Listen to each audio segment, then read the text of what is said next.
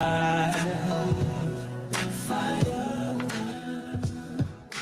preying on children, innocent stolen, leaving families broken, hearts left frozen.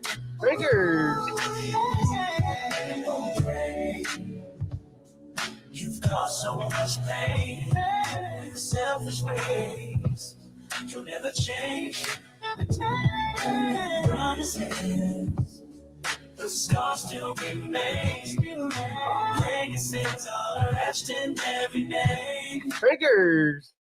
Hello, Gearheads. This is your favorite new salty snack, DJ Electrify. And welcome to 2024 and the Blind Mike Project. Go to blindmike.net for all Blind Mike information and links. And also watch Why Are You Laughing, as well as Who Are These Socials with Carl on Who Are These Podcast Network. And now the man you've been waiting a year to see, a future San Diegan and Californian, a man with a sixth sense for comedy and edged corners. Blind Mike Geary! Hey, welcome everybody, 2024. Nice to see Craig and R. Kelly finally collaborating. It was a catchy song. I don't like that. I don't care. That's the thing. He's like, I don't even care that we're demonetized this week. That one really got me tapping a toe. That got some. Yeah, no, my heel's a little sore. That was fun. That was a fun one. So I'm all right that I'm losing money yet again to call Craig a pervert. It's the sacrifices we make. And I think I like DJ Electrify as the announcer. It's nice to hear. I don't know if you watched when you weren't on and Hack Ride filled in. It's nice to hear Electrify get through a sentence for once. I know. Oh, I was watching. Yeah, so I like that. A good intro to start 2024. Welcome everybody. Thank you to Hack Ride and Electrify for filling in for Craig when he was absent, and thank you to David Collins for filling in for me last week. That show was so funny. I don't get some of the comments. I loved it. I don't get the people that are like, boring. Well, no, I take it back. I get the people that are like, I get what David Collins is doing and it's just not for me. That's fine. Mm-hmm. But the people that think that are like, I don't know. If you don't get David Collins, that's the part I don't understand. Yeah, I feel like he leaves enough breadcrumbs, you know? Yeah. Him dryly destroying Joe Matarese was some of the funniest shit I've ever seen. He does seem like a warm gentleman, but Tom Myers, a little wordy. excellent job by David Collins, and I was surprised how long it was. His style is usually 30 minutes and out, so I appreciate him sticking to the BMP format and making it, over 2 hours. That was very generous of him to use his time. Guys, go subscribe to David Collins. Check out David Collins' 30-minute half-hour show. I was on their end of the year award show. I won an award. You did. Yes, best dressed or something, which is always fun. Yes. So thank you to all the people while I was away, and it's good to be back. I've missed Craig and I haven't broadcast in about a month. I don't think. Not live. That seem right? Yeah, we've done Quincy's. I think that's about it. Quincy's and probably Why You Laughing's in that time, but that's it. Yeah. Big Why You Laughing coming up this week, by the way. Yes, I won't be on it. That's exciting. That's the most exciting part for people, I think. You're welcome. So, hello, folks. Welcome. We've got a lot to get to today. I want to get to Katt Williams on Shannon Sharp. The internet was a buzz about that. Mm-hmm. We've missed. This is how long we've been away.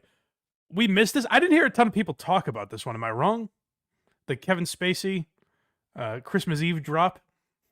I think for like 2 hours, but I think it was mostly you just being like, I can't believe this is happening. I'm excited that this is back. We're going to break it all down. I know it's old news at this point, but I don't give a shit. I find it fascinating. The psychology of it to me is fascinating. Honestly, on both ends, from Kevin and Tucker. I was going to say the biggest question mark is with Tucker Carlson for sure. Yeah, why are you participating in this? But we'll get to that. We have some Joe Matarese. Joe Matarese just thrown up his hands and quit at this point. I don't know what he's doing. A few people sent me some interesting Rodney Dangerfield stuff, and I guess I have to respond because he's begging for it. I guess we have to respond to Stuttering John as well today. He's very mad at me, and it took me a minute to figure out why, and I think I've deduced it.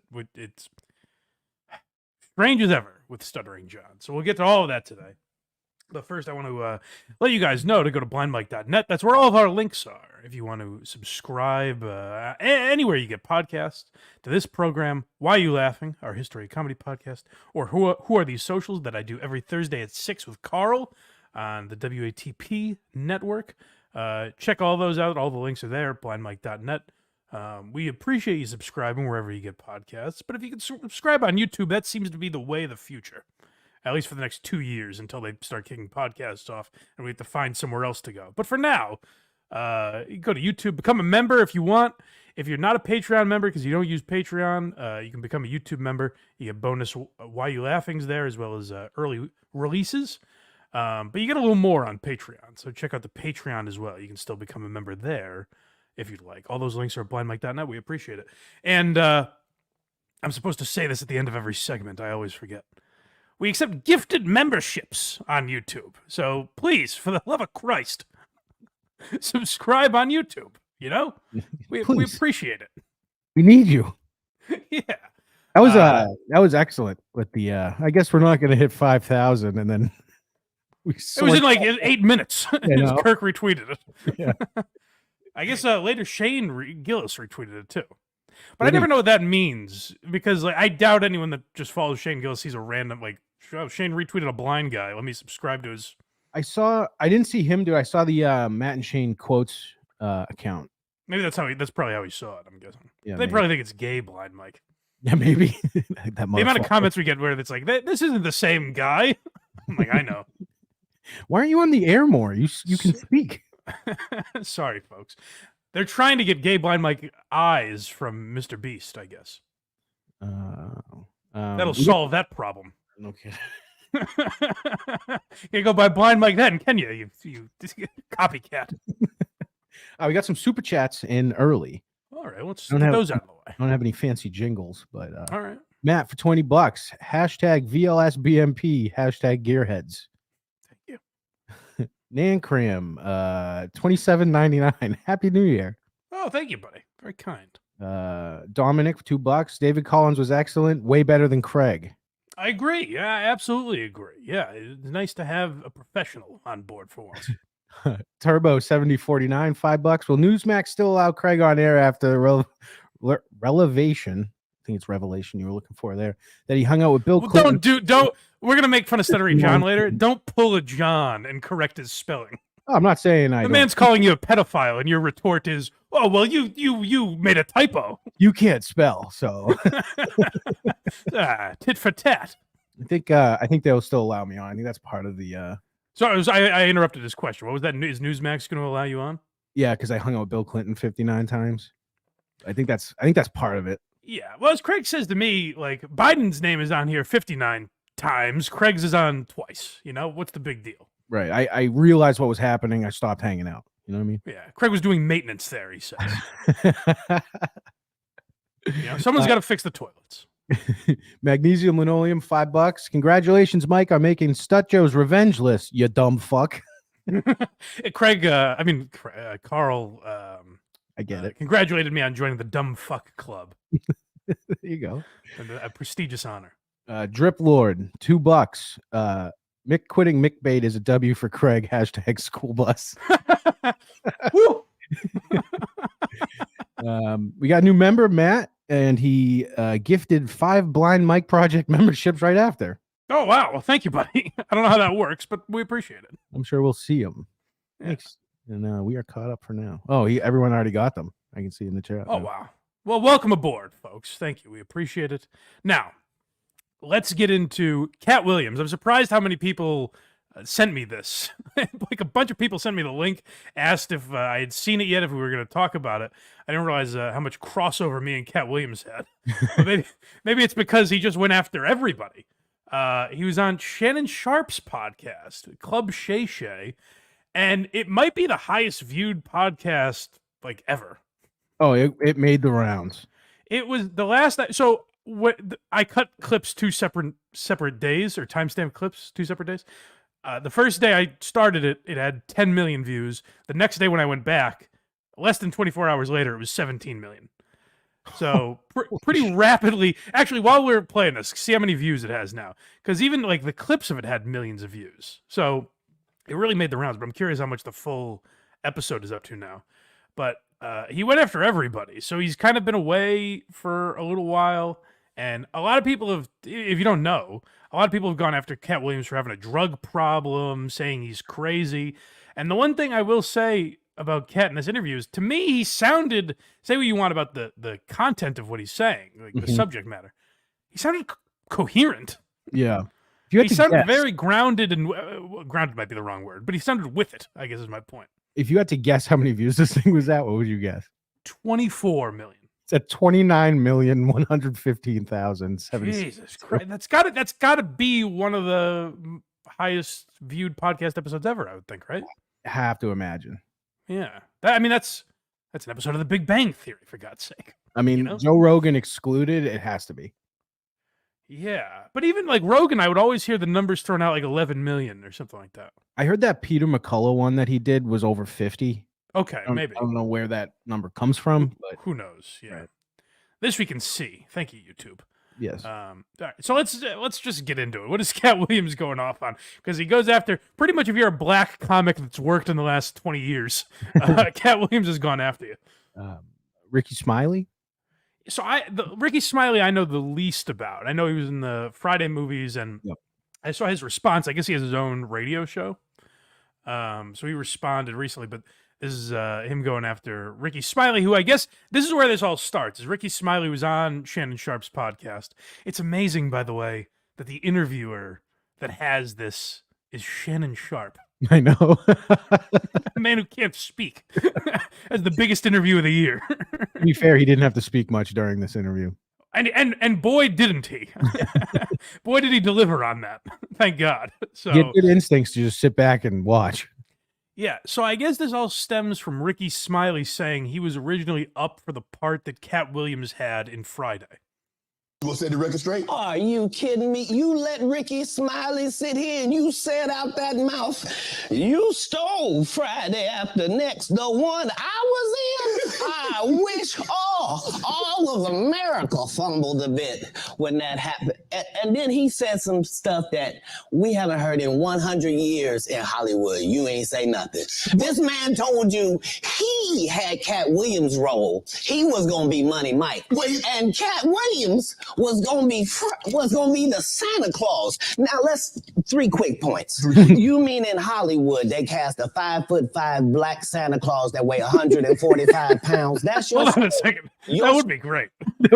Katt Williams as Santa Claus. Can we make that movie now? By the way, that's awesome.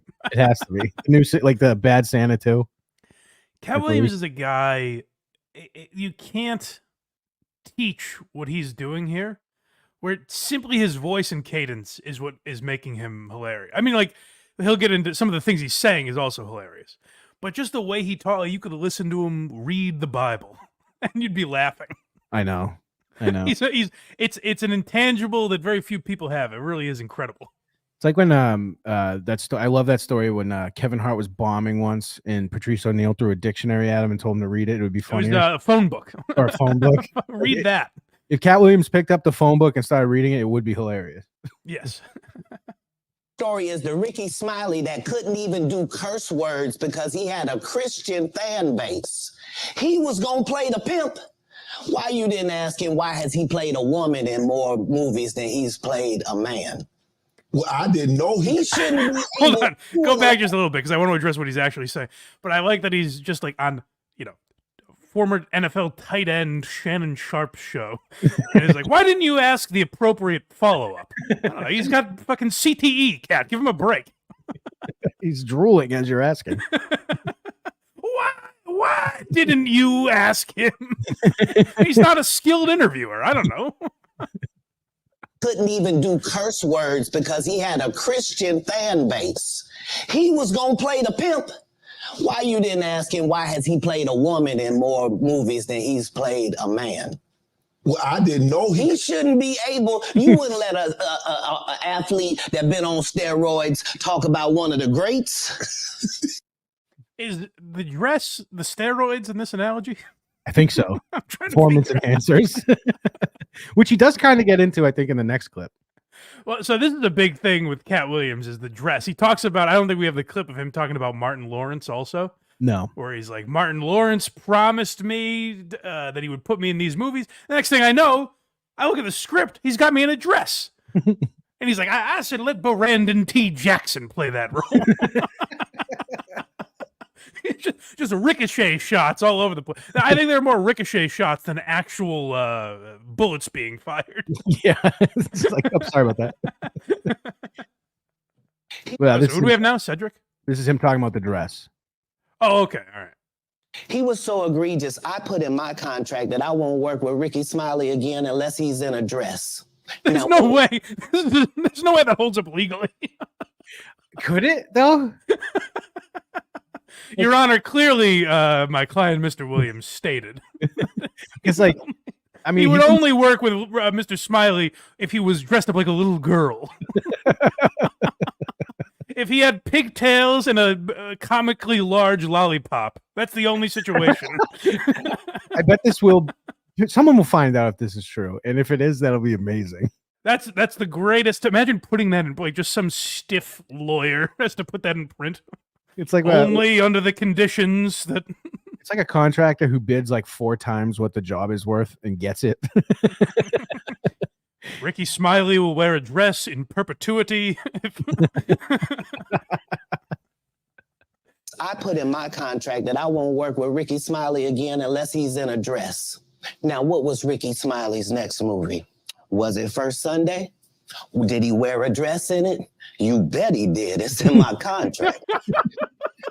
Why would you put that in your contract, Katt? That's where he's the. Cannon's mystified. Yeah, that was a good question. The tone and the question. It's like, why would you do this? Yeah. Why are you bullying this man? He's like, he was just sitting on that couch. I'm friends with him. And so I don't understand his gripe with Ricky Smiley. I don't know enough about the situation. I don't know a lot about Ricky Smiley. Shame on me. But it seems like he's punishing Ricky Smiley because he knew in the future that Ricky would claim he was up for Katt's role, which I don't even get the grievance with that. What's the issue? That's how a lot of movies, you hear that all the time where it's like, well, we originally auditioned this man for this part and we realized so-and-so would be better, so we moved him over here. That makes me think that there's truth to him being up for that role. It's like, I can't have this out. I'd love to know if that's just how, like, Hollywood has been for years. Like, Wahlberg is like, I'm not going to work with fucking The Rock unless he's dressed like a little girl. He's only in tank tops that make him look huge. Put that in your contract, Katt. That's where he's the believable actor.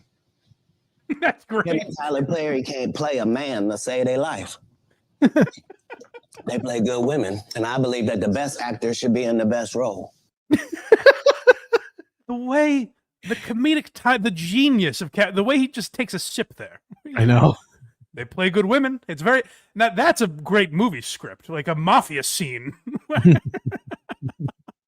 Just Tony Soprano is like, hey, you ever seen him wear men's clothes? I don't think so. It's like when they told Bobby Bacala he's playing Santa Claus. The implications that he makes about so many of these, he's like, and Shannon doesn't, ask any follow-ups. So Katt Williams has the freedom to just go, I don't know, you ever seen him dress like a man and be good in a movie? I didn't think so. What was his next movie, Shannon? In his contract. That can't be legally binding, but what do I know about the law? There's a chance it is, which is hilarious. That's great. Yeah. That's old school Hollywood, baby. Next is Steve Harvey and Cedric. He really, I think more than anyone, he hates Steve Harvey. I would say. I'm trying to rank the hatred that he has in this interview. I would say Cedric and Steve are probably 1 and 1. Two and 1. Yeah, I think Steve is probably number 1, but listen for yourselves. Cedric did the same thing. Cedric told Oh, sorry, I should set it up a little better. For those of you that haven't listened to every episode of Why Are You Laughing, which you should. We did an episode on the original Kings of Comedy. And we talked about this situation where Cedric and Katt have had beef. Katt Williams claims Cedric stole a joke from him.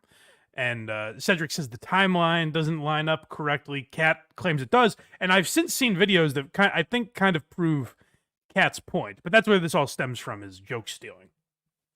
Cedric did the same thing. Cedric told you when you asked him, did you steal Katt Williams' joke? Yeah. He said, it don't line up. How it don't line up that I did it on TV? At the end of the day, what Katt Williams is really doing is just calling Shannon out over and over again for being a bad interviewer. He's like, here's another guest you had on that you didn't ask them. Here's another big miss of yours. I'm going to point it out right on your own show. Let's point it. Shannon swings and misses. He has Ricky Smiley on, didn't ask him about the dress. He has Cedric on, doesn't ask him about the joke. Shannon looks jacked out of his mind right now, like, I'm going to fucking kill you as he's like, doing this. There are so many pauses in this interview where Shannon is like, I'm just in. I think even Shannon knows, like, I'm in over my head here. Like, this should be handled by Mike Wallace. Like, I don't know who has the ability to interview this man. This interview just wipes Shannon's brain. He's got to catch up on YouTube like the rest of us. Yeah. How it don't line up that I did it on TV in 2018? You came to see me at the Comedy Store doing it. I will, they get to this later, by the way, just so everyone knows. He just fucks up the years. He says 2018 and 2020 or something like that. They later ask him, and I kind of knew this was he just said the years wrong because there's something involving Steve Harvey in 2018. He means like 98 and 2000. So he just fucked up. It was just a mistake. In 2019, and then did it on the Kings of Comedy. Like, what doesn't line up? This is a televised joke that Mark Curry helped me punch up and get to the level that it was. The same Steve that went to go watch Mark Curry do his whole sitcom and then stole everything Mark Curry had. Now Steve got a sitcom where he the principal and he wear a suit and then he gets so here he's saying, if you don't know Mark Curry, I believe that's Hanging with Mr. Cooper, right? I don't know, actually. I'm pretty sure. And Katt is suggesting, which if you go back and look, it's like, I guess that is the exact same plot, where the Steve Harvey show is just a ripoff of Hanging with Mr. Cooper. It is, yep. Fade, making all black men think he got the best lineup in the business, and it's a man unit.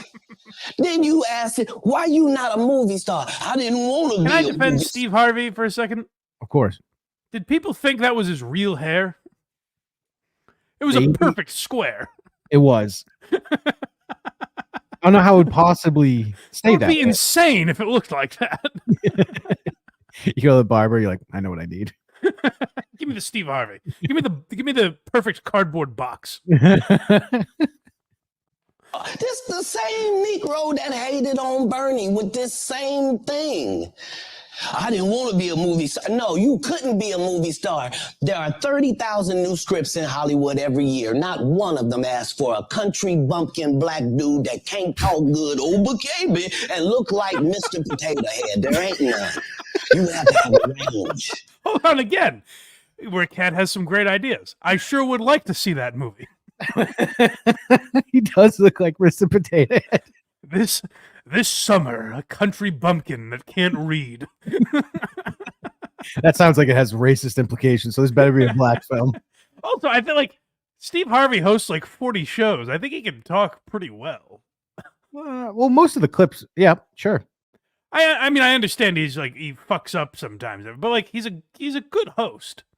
Like if he was writing us super chats, there'd be some spelling mistakes for sure. Oh, there's Craig's racism. I played a lot of characters, 60 movie roles. I'm not playing Katt Williams in there. I don't know. Yeah, Katt, we might not let you drink anymore the way you. I mean, we ain't even got. I'm not fueled by alcohol. I've had a sip, less than you. And when he has a sip, it's to drive home a point. it's for dramatic pausing only. He only has a sip for dramatic effect. And then he's, again, another ricochet shot where he's like, less than you, Shannon, drunk off your ass. Well, they each have a bottle of Hennessy, and Shannon's is way more empty. There's a point where Shannon just fucking is pouring a drink. He's like, I can't take this anymore. Stop, please. I like that he calls Steve Harvey a country bumpkin, but he also indicated that, I guess, according to Katt, Bernie Mac was he in all the Ocean's movies? I don't know, whichever role he played in like Ocean's 11 or 12 or whichever one he was in. I guess what Katt was suggesting is that Steve called up and tried to get Bernie out of that film and take his role. That's what he was suggesting with the Bernie Mac stuff there. Very interesting. Kings of Comedy stabbing each other in the back. That's dirty. Yeah. I would say Bernie's definitely a better actor. I love Bernie Mac as an actor. Like, I don't think Steve Harvey is a great actor necessarily. He's a good host, though. You got to give him that. A Good game country show host, bumpkin. for sure. Now all I see is Mr. Potato Head. Alcohol? I've had a sip, less than you. The truth don't need motivation. I'm just saying I can't let these dudes lie. Cedric's sitting here telling you why he ain't a movie star. He over here look like a walrus. You didn't say nothing. He can't even get his arms off his stomach sitting over here. Why I'm not a movie star. What? It's a situation. He never wrote anything. Remember, when Cedric the Entertainer starts, he's supposed to be singing, dancing, and telling jokes. That's why he's called the Entertainer. Right. We found out he can't sing, can't dance, and doesn't write jokes. He did 4 comedy specials. They're so bad, Shannon, they're not available on Netflix or Tubi. Can I say that again for the audience? They're so bad that they're not available on Netflix or Tubi. I thought he did have a Netflix special, didn't he?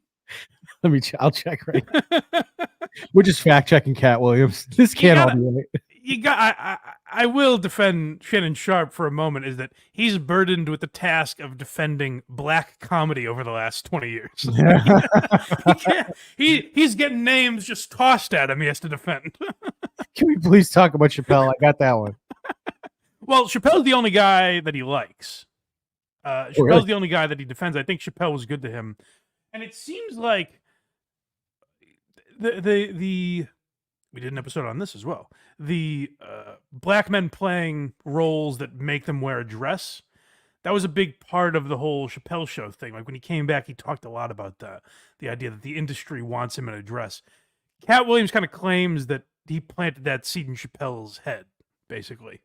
Like that all came from the kind of this theory that Katt Williams has. I still don't fully understand it because I get what they're saying is that they're trying to, emasculate them or something. But if you look at the amount of like white men, just on SNL, the amount of white men that have played women, I don't quite understand. It's a silly image. Imagine a Craig in a dress right now. That's a fun. We're all laughing. That's a fun image. Having a good time. Yeah, yeah.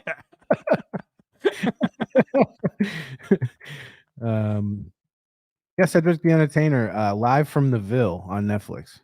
Yeah. Well, guys, I hate to break the fourth wall, but it seems Katt Williams may have been telling half truths. I don't like this. That means there's something up with the dress and the contract, possibly. Who knows? Who knows if Ricky Smiley was ever up for this role? I have no idea.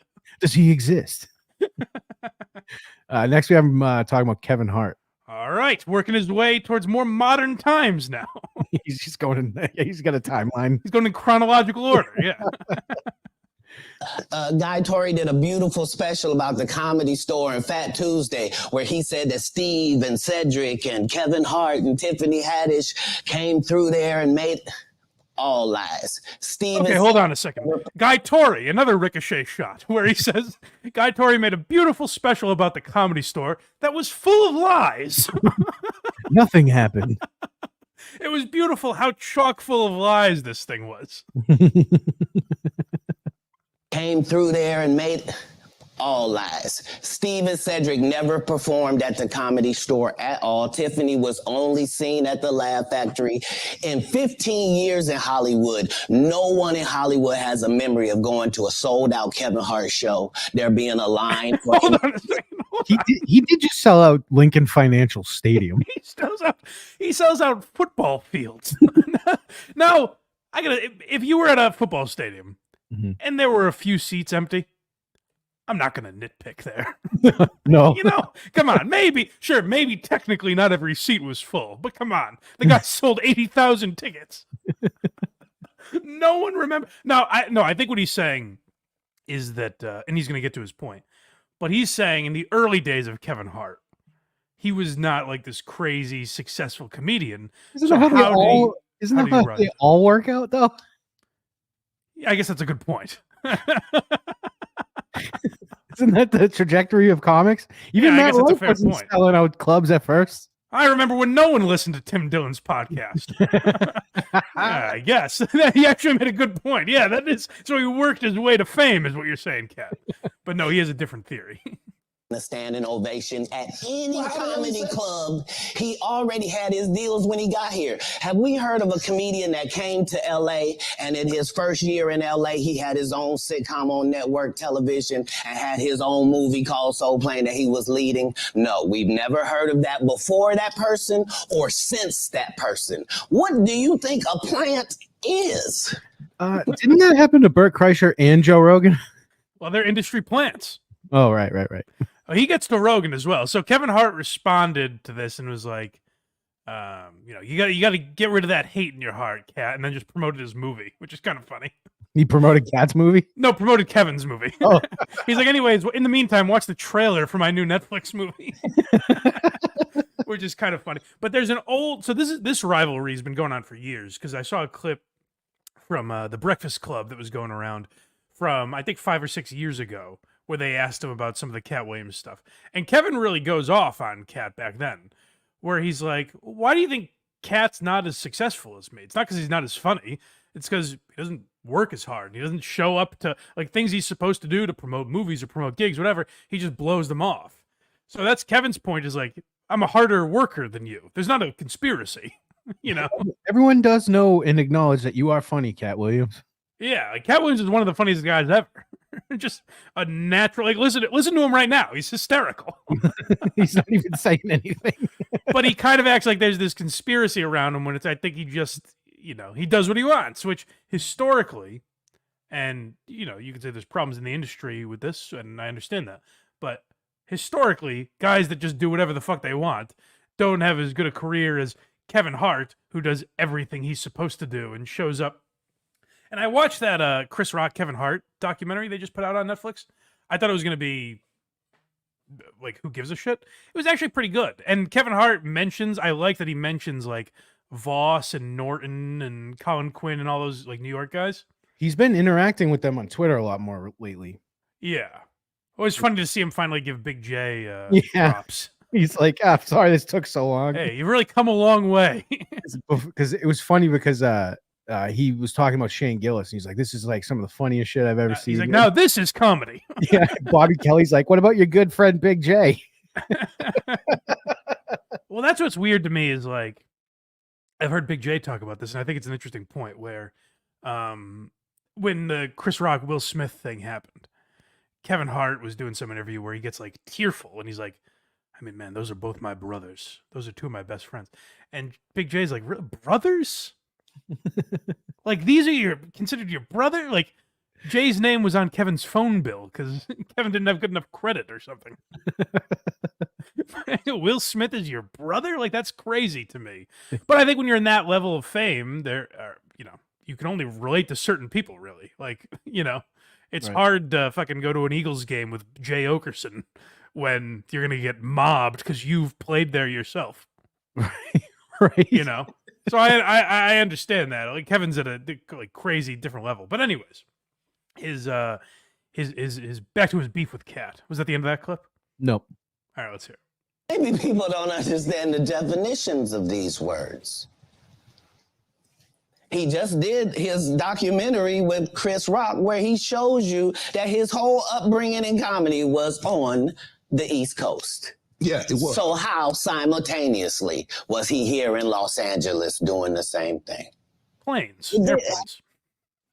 Yeah, they've been around for quite some time. Yeah, he flew back and forth, I think is the answer. Here's the thing. Like, I want to agree with Katt. It's just logically, it doesn't quite make sense. Wait, Kevin Hart is a plant. Why? Now, if you want to say Kevin Hart is more famous than Katt Williams because he's safer, I mean, clearly that's the case. Obviously, yeah. He's Like, not. Kevin Hart's not smacking up cashiers at like dollar stores. No one would say Kevin Hart's a better. I mean, maybe some people would, but I don't think anyone in their right mind really would say Kevin Hart's a funnier human being than Katt Williams. I think Kevin Hart's funny. It's like I don't think Kevin Hart's unfunny, but I watch his specials and I don't understand the football stadiums. That's what doesn't compute to me. Is like this seems fairly bland. Like it doesn't. There's nothing that stands out to me as like, oh my god, this is a generational talent. Yeah, when he was doing stand up full time, I thought he could have been on that trajectory, but then he stopped and was doing like weird sets and then kind of shooting specials without having really worked on the stuff. Yeah, and I also think he's like a funny actor. Like I always thought he would have been perfect. He was actually offered the role of Brandon T. Jackson in Tropic Thunder. Oh, was he? Which makes sense when you go back and watch that movie. And it's funny, like, at that time, this is how much things have changed. Kevin didn't want to play the role because that character ends up being gay. He's got a big thing with that. He keeps getting caught in that web. Yeah, it's interesting. It seems like, I don't know what the similarity. Katt Williams, Kevin Hart, Dave Chappelle. I don't know. It seems like they don't want to play those roles for some reason. I can't quite put my finger on it. At least Dave Chappelle just comes out and says it. But yeah, so the other Rogan's name kept getting thrown around. Like every headline I saw was Katt Williams attacks Joe Rogan and Kevin Hart, and like, but Joe Rogan was always in there. And so I had to listen to the full 2 hours and 49 minutes to find this Rogan thing. I didn't even bother pulling the clip because basically what he says is Joe Rogan doesn't want to have me on his podcast. He'll have 6 guys on that are not as funny as me. And Rogan responded and was like, Katt, we talk about you all the time. I would love to have you on. Like, please come here. Please. Like Rogan would love that. He's always talked about how much he likes Katt Williams. Constantly. So I don't know who that was a shot at, if it was the Protect Our Parks guys or just the idea that I'm guessing it's the fact that Rogan has propped up guys like Brendan Schaub and Brian Callen and a lot of people would say Bert Kreischer and people like that. Chris D'Elia, by the way. But the fact that like Rogan propped up guys like that you would argue maybe aren't as funny as their careers would indicate. I think that's probably who Katt was talking about. But I mean, he also had Chappelle on, so by Katt's standard, like Rogan will definitely have you on.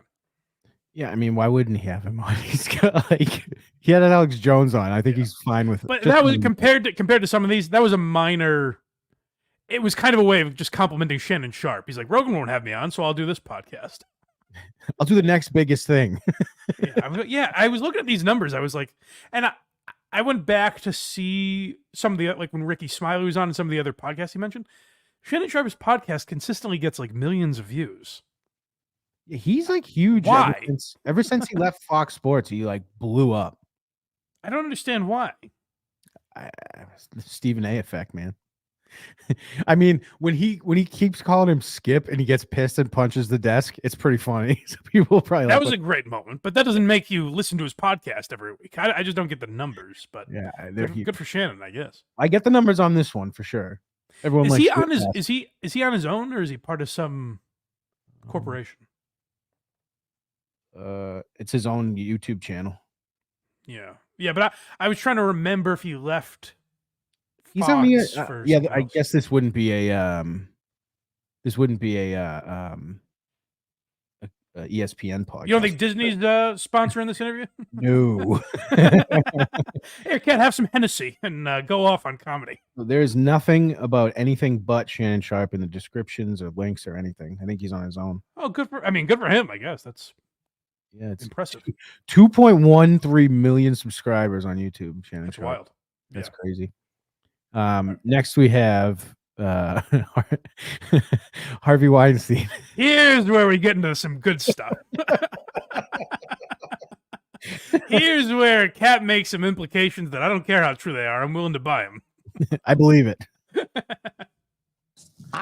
They canceled me for talking about Harvey Weinstein before the thing came out, but he offered to suck my penis in front of all my people at my age. I've never heard that. Suck my penis. People have said a lot of things about Harvey Weinstein. I've never heard, come on, just let me suck your cock. Come on, man. You want this role, don't you? Just let me suck your cock. I've heard Harvey do a lot of devious things. I haven't heard that one yet. That's interesting. It's a nice new twist. It kind of reframes. Maybe you could say he was ahead of his time. He was progressive. I gotta say, all these boring Harvey Weinstein stories. This is quite refreshing. Yes. Yeah. Oh, come on. He jerked off into a plant. Like, we haven't heard that before. Yeah, this is the it. good stuff. Did he offer to suck your cock? They canceled me for talking about Harvey Weinstein before the thing came out, but he offered to suck my penis in front of all my people at my agency. What am I supposed to? Excuse me, everyone, if you could give me your ear. I'd like to suck Katt Williams' cock. Someone named Spacey's just making a copy right next to it. Like, what the fuck? He just starts talking. He's like, if everyone could, and then he just looks over at someone making copies. He's like, oh, sorry, Harvey. I'll give you my full attention.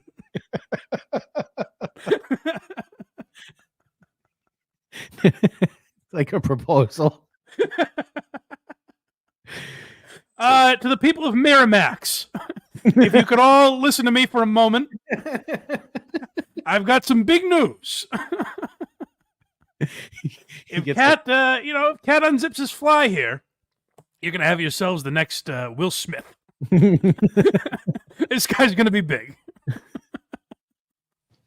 What am I supposed to do?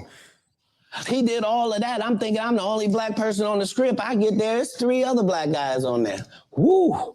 Huh. So you wonder what they did to get it. I told him no. What y'all do?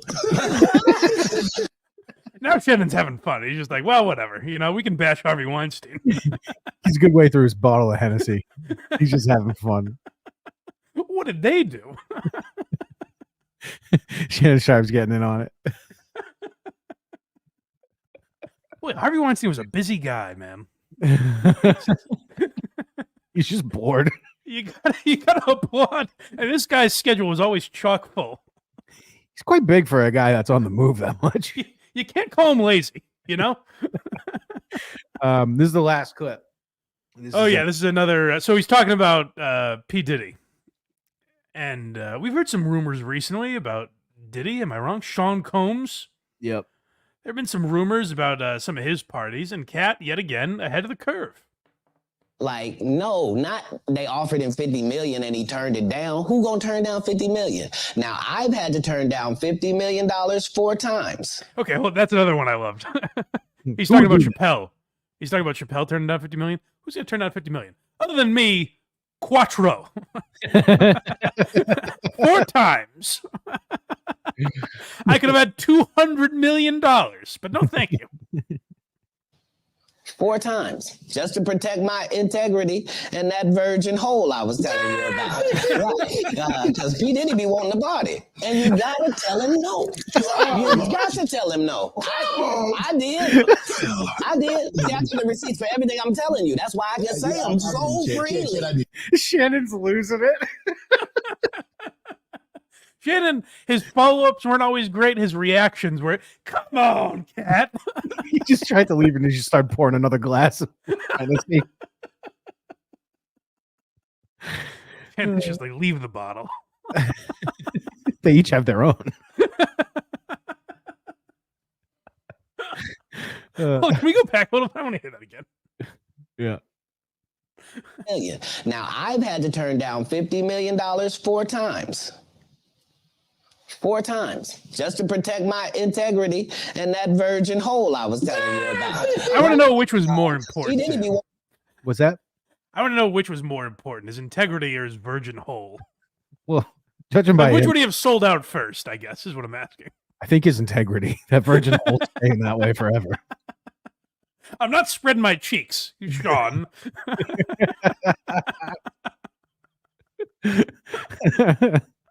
I'll give you my integrity. No fingers going near this. Because P. Diddy be wanting the body. And you gotta tell him no. You got to tell him no. I did. See, I got the receipts for everything I'm telling you. That's why I can say them so freely. Yeah, I like that he says he has the receipts, which indicates that Sean, could you say that again into the microphone, please? I'd like that for my my receipt. Or he's got a picture of Diddy's mouth around his cock. Giving a thumbs up, like, yeah, See, it's me. I only did this for the picture, just for proof. So Katt's taking no prisoners. I'm gonna have to go listen to this whole thing. It's 2 hours and 49 minutes, I think. So it's quite long, but it's a lot of that. And they get into his life at times and stuff like that. So I want to do a Katt Williams Why Are You Laughing? So I'm sure I'll revisit this at some point for some of the early stuff that he talks about. But Good. it was a doozy. Yeah, I definitely recommend. So they put out some of the segments too, which also have millions of views. So like you can find just the him talking about Steve Harvey and Cedric and that sort of stuff in an easier way. So by the way, guys, don't forget, subscribe on YouTube. We're supposed to say that a lot. So Subscribe on YouTube. Become a member if you'd like, or go to blindmike.net for the Patreon. We gotta get Katt Williams on the show. Yeah, I think I would just do what Coach HP does if I had Katt on. I mean, I wouldn't blame you. Katt, how did you get to be the greatest of all time? Please, and just let him go off. Yeah, I would do the Shannon Sharp where I take a nice inhale, like I'm going to say something, and then Katt's going to interrupt me and just drop something huge. Yeah, and he's a guy that you can listen to for 2.5 hours. So easily. So go check it out. All right, what should we get to next here? Oh well, we got to get the Stuttering John, right? Stuttering John, Joe Matarese. Let's get John out of the way, because he's begging me to talk about him, I guess. So we'll do it. Now I had a couple weeks ago. We stopped talking about John for a while, and then a couple weeks ago I did it with Cardiff Electric. It was fun, and I was like, all right, we'll take, maybe we'll do it once a month or something. And I figured there's not going to be. I haven't watched John this week. I was away. I was like, why bother? And then I see a tweet out of nowhere. Oh no! You know what? I'm incorrect about my timeline. The day before, he said someone alerted me to this. He said that he's a Why You Laughing fan. Oh really? Did you know this? Yeah. No. Well, hold on a second. So he says he goes, I got to give Blind Mike props. He's a really good broadcaster. What? He said he listened to Howard Stern versus Opie and Anthony, and I did a really good job with it. Uh-huh. That's exactly what I was doing. I was like, where's he going with this? And that was it? Yeah, he just moved on. He said he really liked the episode. That was probably my favorite episode, too. Now, it's weird. What's weird is he liked an episode where I was talking about someone else and thought I did a good job with it. Isn't that interesting? We didn't bring him up at all? Not really, no. Huh. Yeah, so he liked that episode. That's interesting.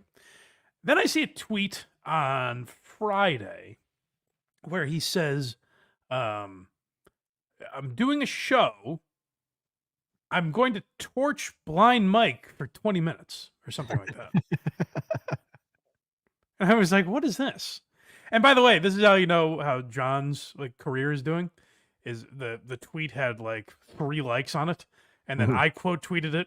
Steve Robinson quote tweeted it, and Kirk retweeted that. And then finally, it gets some views on it. And so I guess he's gonna torch me, and I'm like, what is this about? So we have him talking about me. We won't play all of this because Hackride found 14 minutes of him talking about me the other day. Who knows? Maybe we will. We'll see how far it goes. Well, I'll just say I'm gonna warn you, and this is rare for John. It gets a little repetitive. Really? Yeah, it's weird. He mentions I'm a dumb fuck 1 or 2 times at least. Wow.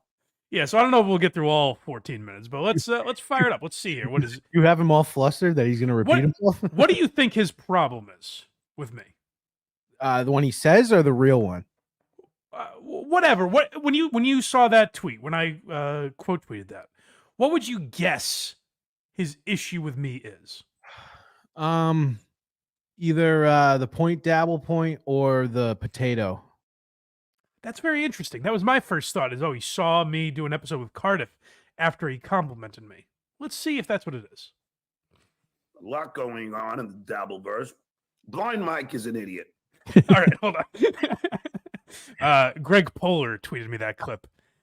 I saw. And my only thought was, and Kirk mentions this once in a while. It's very funny. Because of Kirk, Amy Poehler's brother is tweeting out a clip of Stuttering John insulting me. me and Greg are on the outs right now. Why is that? He said he needs a version of Why You Laughing to come out where I'm muted. Well, we all want that, Greg. In a perfect world. So me and him on the outs. I understand. But isn't that weird? Like, it's like, so Amy Poehler's brother is watching John only because Kirk retweeted this. Like, it's a bizarre world. From Sweden. Which is just a fun wrinkle. All right. So a lot going on in the Dabbleverse. Blind Mike is an idiot. Great transition. I sent that drop to Coleman this morning, by the way. make sure he has it. Why am I? Now, there are a lot of reasons I'm an idiot. Let's see why John thinks that. Going on in the Dabbleverse. Blind Mike is an idiot. Okay. He does the show, but he doesn't do any research. That show he liked that he did all the research on. That's hilarious coming from John, by the way. One episode of Why You Laughing is more research than John has done in the last 10 years of broadcasting, which is not a compliment to myself, by the way. That means I spend at least 8 minutes on it. Hilarious coming from this idiot who gets duped, weekly by Reddit. They send him clips. John's played people shitting and saying the N-word on his show because he didn't watch the full clip, and I don't do any research. That's great. So let's see what research I didn't do for this moron. Zero fucking research. Okay. How do you do a show? Like, if you're going to do a show about me, which he did, like, who didn't? Hold on. Okay. What do you think he's talking about? That would make me have to assume it's Cardiff. That's interesting. It's interesting you say that. Let's see if he mentions anything I did with Cardiff. Because I'm still thinking, did a show about him? I've done one show about John in the last 3 months at this point, right? Two and a half, 3 months. That's when we stopped talking about John for a little while. It'd been a while, yeah. Yeah, so we did the funeral of Stuttering John, and then obviously I caved, a month and a half in or whatever. But maybe more like 2 months. We'll give it 2 months. I've talked about John once, so it would have to be that, right? Let's find out. Oh, I am the GOAT. But he does a show about me, and it's incorrect. And he goes, yeah, I can't remember. Oh, I didn't know. Yeah. And then hold on. I've never said that. I've done countless shows with you at this point. You talk like that all the time. I've never gone, yeah, I can't remember. Oh. There's been many times where it's like, and here's your host, Blind Mike Geary. Music comes on, it fades out, and you go, I can't remember. What can't I remember, John? What the fuck are you talking about? It's supposed to be a show about me, and I'll play you some clips, but it's ridiculous. Ooh. It's supposed to be impartial. And it immediately goes right into trashing me. Okay. Any clues yet? Impartial. It's supposed to be impartial. Is this Point Dabble Point? No. I haven't been on there in at least a month. Impartial? What the fuck? It's interesting. I'll give you a hint, Craig. A man that can't figure out was on the show that John is referring to. So let's find out and see if he gives us any more clues. It's not even like it's supposed to. He goes, I'm not, I'm going to play like we don't know who Stuttering John is. And then within seconds, he's a whack packer. He's this. He's not as important. Do you have it now? No. No. This is where I figured it out. So I'll let everyone else in because it is confusing, but I figured it out. John is very angry and tweeted out that he was going to torch me and says I'm an idiot because he found an episode of Why You Laughing from 13 months ago and thought it just happened.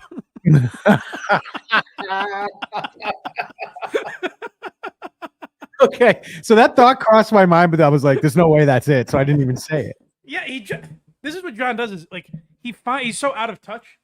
Which episode? The Curious Career of Stuttering John.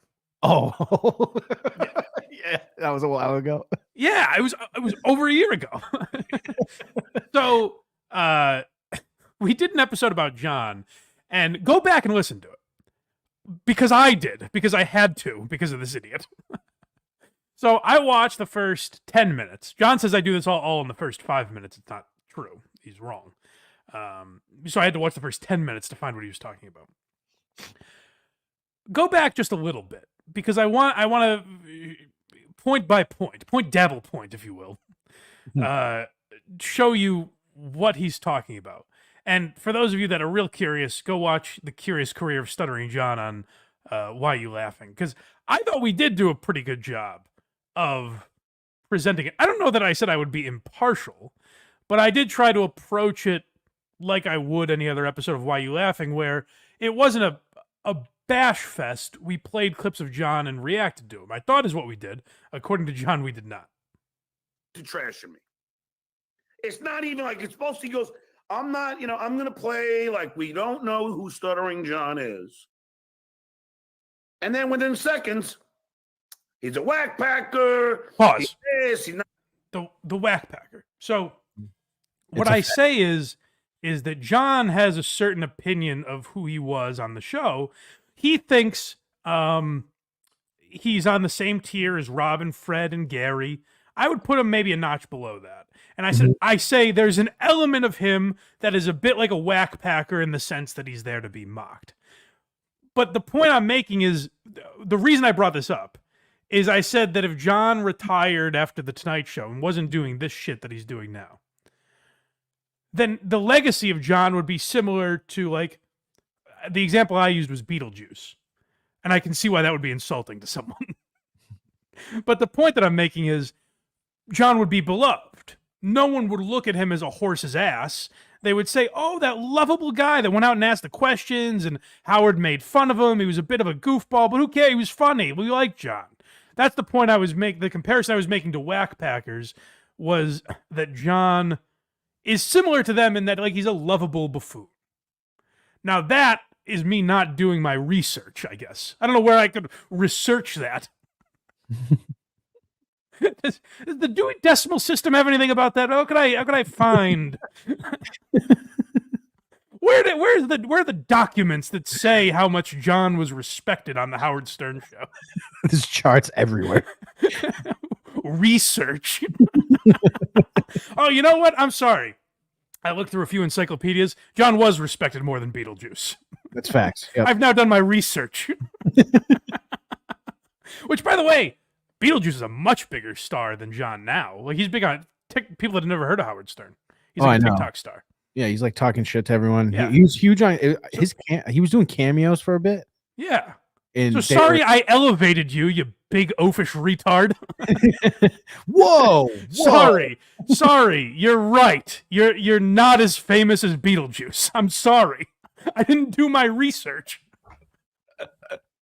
All right, that's point one, that I called him a whack packer, which I didn't really, but if you're listening the way John listens, where you just have rabbit ears for any criticism, I can see why that would fall into that. Now, that doesn't seem like me not doing my research. It's kind of an opinion, but okay, whatever. Like I said, go back and watch and see for yourselves. It's important. Audio line was better. Pause again. Okay. And that's fact. Well, it's not what I said. But he just knows it in the back of his head. So here's what I said that John is angry about again. And this is minute 6, by the way, which is how you know John was lying about the first 5 minutes. He was still watching.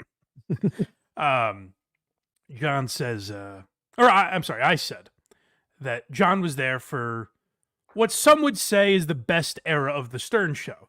Now, I would argue that the Artie Lang era was better than the 90s, but, who cares? More people were definitely listening before John left than when they were on Sirius XM. But, like, just for my money, I liked Artie Lang. But that's not saying Artie is better than, which he, clearly is. Like, objectively. Artie Lang is funnier and more talented than John. Who's arguing that? Matt, who's a Gearhead member, so I'll read his comment, says the guy needs AA, not his YouTube show. Yes. Well, that's what we were trying to get across on that episode, but that didn't sink in for John. Within the first 5 minutes. Yeah, it was 6 minutes, but The whatever. first 5 minutes. Well, Now this is just kind of like me fixing spelling mistakes. I know. But that's what John does. So I feel okay in that. But here again, It's to reiterate, contagious. this is how sensitive John is. I never said anything about Artie compared to John. Now, what is my actual opinion? Artie is light years better than John ever was on the radio. It's not even remotely close. But you're making me say that, John. I never said it on the episode from a year ago that you're talking about. Jackie and Fred wrote all those. No, not just Jackie and Fred. John did too, dummy. Okay, Was here's right. again. Dummy. Here's again. I get. I'm a dummy, John. That's insightful. But what he's reacting to here. So we go on to play clips of John's interviews, and I said, listen, you can say that like Jackie and Fred wrote a lot of these questions, but there's still a talent to what John is doing. Maybe on the surface you might look at it and say like, oh well, who wouldn't just run up to Ted Williams and ask him if he farted in the catcher's face or whatever? How is that a talent? But there's a delivery that you need to make the questions funny. There is a fearlessness that's involved in I was that. going to say the confidence is huge. Yeah. So I'm complimenting John. This is part of his list of grievances where I again haven't done my research. So where you say no one else could pull it off quite like him, he took offense. Let me again do the research. You know what? Have Hackride, if he's watching, pull up these files. Do the research on how much balls it takes to talk to Ted Williams. Could you get that for me, Hackride? How heavy they got to be? Give me the numbers on that. John was also on the advertising package for Channel 9. Dummy. John was on the Channel 9 show. Dummy. Hold on. He really hits the D, so you're pretty dumb. Oh, that was clear. Did I say John wasn't on the Channel 9 show? I don't even remember talking about that. The fuck would I care? Good for him. Mazel tov, John. I don't think I brought up the Channel 9 show. What the fuck is he talking about? He's refuting points that were never made, and he's also arguing with me, complimenting John. I'm saying, boy, for all the shit that guy gets, he was talented. And John's like, oh yeah? Well, watch this. Come on, I need everyone completely against me. Howard went ballistic when John left. Dummy. Yeah, I'll say, I think Howard was suicidal when John left, as he counted the 500 million, made sure every dollar was there that SiriusXM gave him when John left.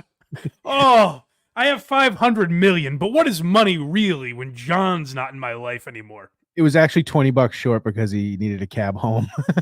Oh, I dream of the days where John would drink all my beer and pass out on my couch. Mm-hmm.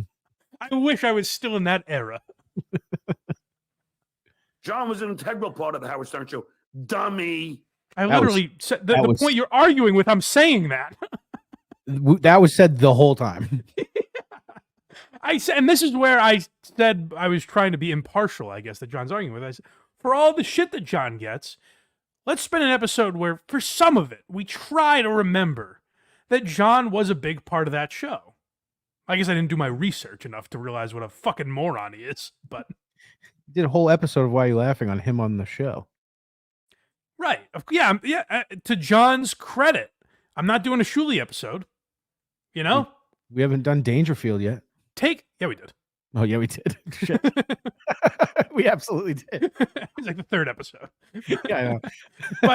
But John, take some, yeah, you were on the Howard Stern show. It was good. You were good. Who cares if someone says you were bad? You were good. Pretty good. You did a good job, John. What this all comes down to is that John is lying when he says like how integral about a part of the Howard Stern show that he was and how Howard missed him when he left. What this all is some sort of daddy issue where John needs Howard to say that now. John needs Howard to either reach out to him privately or go on the air and say, you know who was great on this show and who I really miss is Stuttering John. So anytime I or anyone else, and here's the thing, John will be like, who is Blind Mike anyways? He's irrelevant. I should be in your life, John. I absolutely should be. But for some reason, I'm not. Think about that. Internalize these. Think inward for once in your fucking life, you big oaf. Think for a moment. Why am I not irrelevant in your life? Me, Carl, Shuley, Cardiff, Tukey, all these people you say are nobodies. Why are we somebody to you? That's the question that you should be asking yourself. You're so important. You've done all these great things, which you have done. Like, you were a part of the biggest radio show ever. Somehow you got the announcer job for the Tonight Show. These things are impressive. Why is Carl a part of your life? Why have you allowed Carl to be someone you talk and think about every day for hours a day? Like, think about that, John. Have you ever stopped to think about why that is? In the grand scheme of life, and this is, John for some reason always says, like, well, Carl's never been on TV, I have. As if that's the measure of a man for some reason. I mean, I think having a big podcast is better than being on TV now, by the way. nowadays for sure. But regardless, like, Carl's never done this, I've done this. Carl's never done that, I've done that. You're right, John. You've done things that Carl hasn't. So why does it bother you so much that Carl exists? All you have to do is play along with Carl for like a month and it goes away. He'll get bored. I don't know if it goes well. Here's the ultimate paradox that I've tried to get through to these guys, but I also get, like, look at us now. Mm-hmm. I took a month off and we're talking about John again. I get the compulsion. Well, I would say this would qualify as like a 10. He's talking about me. He's and tweeting about me. He's forcing my hand here. But I get why you keep getting drawn. Like, he's a fascinating character. I get that. But I think if all these guys, if Carl and Julie and Cardiff all stopped talking about John would be at a loss, and I think that'd be fascinating to watch. And what would be really interesting to watch is all of a sudden John is going against, I'm trying to think of who Kackride's third character is, the toilet. Yawn. That's what it is. John versus Jan. But, like, that would be fascinating to watch if the big dogs stop talking about John, and then he's got to talk about the smaller channels. He's like, listen here, Chairman Mao. That's what would be great. But, we'll see. Anyway, I want to hear more from John. What are his gripes? I know I'm a dummy. But which, by the way, again, I know you think Carl is not. You aren't a dummy. You aren't a dummy. You're a dummy. Yeah, I'm a dummy. I know you think Carl's not talented, John, but what you're proving here is that there's something to what he does.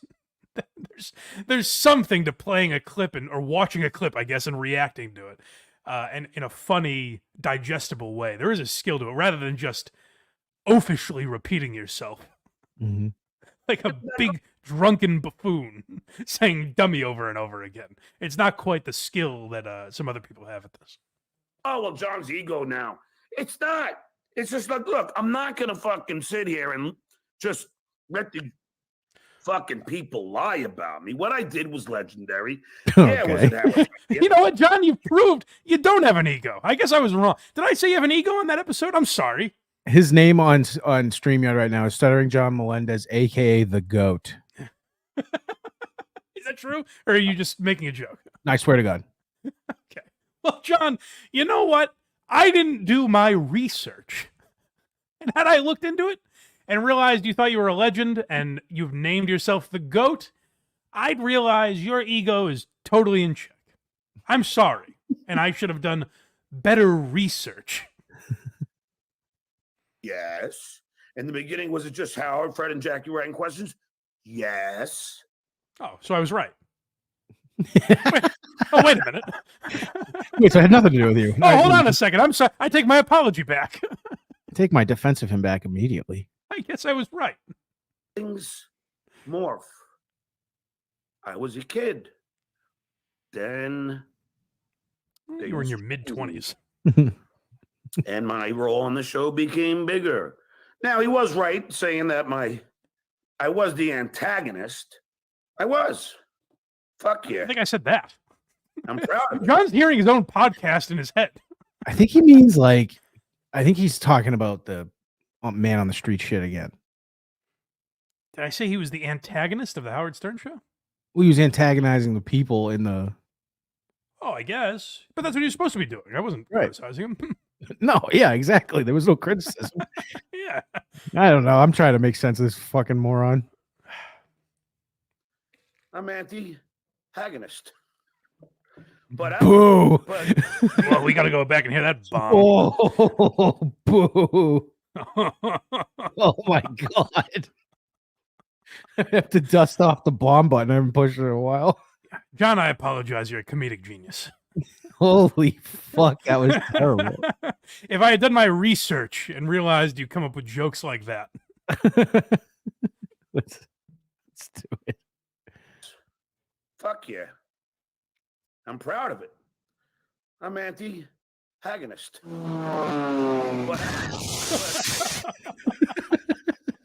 Jesus Christ. Holy fuck. Anti-hagonist. Oof. Oof. Well, that's a good one, John. I'm sorry. I'm sorry for questioning your comedic ability. God, you can't go on that rant and then end with that. Oh, he doesn't. He keeps going. That's true. The review is completely biased and false, and it doesn't. It was really the most unbiased show that's ever been put out on Why You Laughing, possibly. But also, like, it's mine. Like, it's mine. Do I say, like, Patrice O'Neill is one of the greatest voices ever, and you're not allowed to think otherwise? Of course it's biased. I did it. This is not a documentary on Netflix that I'm trying to propagate as some down the middle. Like, I said I'm going to try to be impartial, but, like, I'm also a human being. I give my opinions on this show. Box Eating Dad, $5. Craig is doing Ozempic so he can shove himself in a middle school locker. Have a great Sunday, fellas. Is that why? Those are very small now. They're not. I always imagined when I was young that lockers in schools would be much bigger than they are. So I imagine even with Ozempic, it's going to be tough for you to squeeze in there. It'll still be tough. My head won't fit for sure. Yeah. Well, good luck to you. Conservative Atheist Podcast, $2 on all podcast platforms. Big Blind Mike fan. Hey, don't promote your horse shit here, pal. Just kidding. Check out Conservative Atheist. Keith J73, $2 super sticker. Thank you, sir. Thank you, buddy. Back to it. Back to this fucking bomb. It's dope. At all cover all the different things I did on the show. Not, who gives a fuck? I literally did. Yeah. We covered the interviews, the radio show that he did in middays after Howard, the cabbie fight. Like, how many things was I wanted to keep it to roughly an hour, John? How many things was I supposed to cover? Nick West, $2. Fuzzier memory, John or Gussie bullshit? I was thinking it. I just didn't want to say. Hard to say. I'm going to. Gus's lies are so much more insignificant that it's hard to measure which is a greater liar. Yeah. I'll say John doesn't lie all the time. He did work for Stern, right? We have evidence of that. Yes. Yeah, okay. For a decade, not 3 months. Yeah, that's right. More than Joe. Craig, do your research. It was like 16 years or something. Oh, excuse me. Yeah. That's right. Because now we're talking about. I was on the show from 1988 to 2004. What timing? Told you. Hey, who did their research, bitch? I mean, John, that's good proof right there. I nailed it. He remembers it 14 months later. If you really want to be exact. So, I mean, yeah, who gives a shit? You. He goes, only you, John. No one else gave a shit.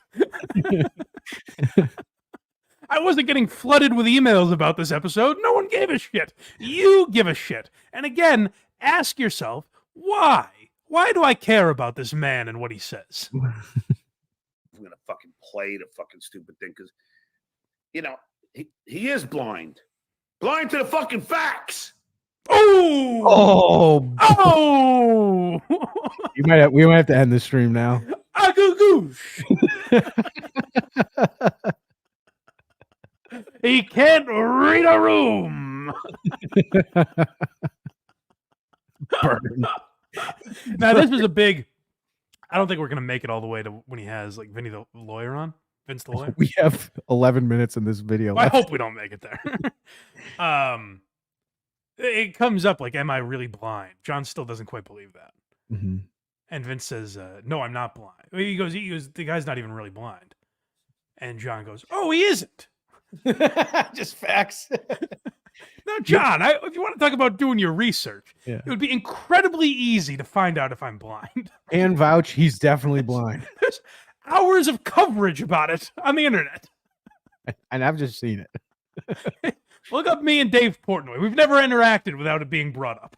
No shit. From the interview on. Speaking of which, by the way, I've been torched by the likes of Kirk Minahan and Dave Portnoy. Hey, I still have I still feel it. Like it's left in my psyche. It's literally burned into me. I don't know if I'd qualify this as a torching. We forgot about that aspect, that he's torching me here. Nope, you're blind to the facts, dude. Nothing is worse than that. Put it this way, when Portnoy or Minahan have ranted about me, I'm not playing it the next day laughing at it.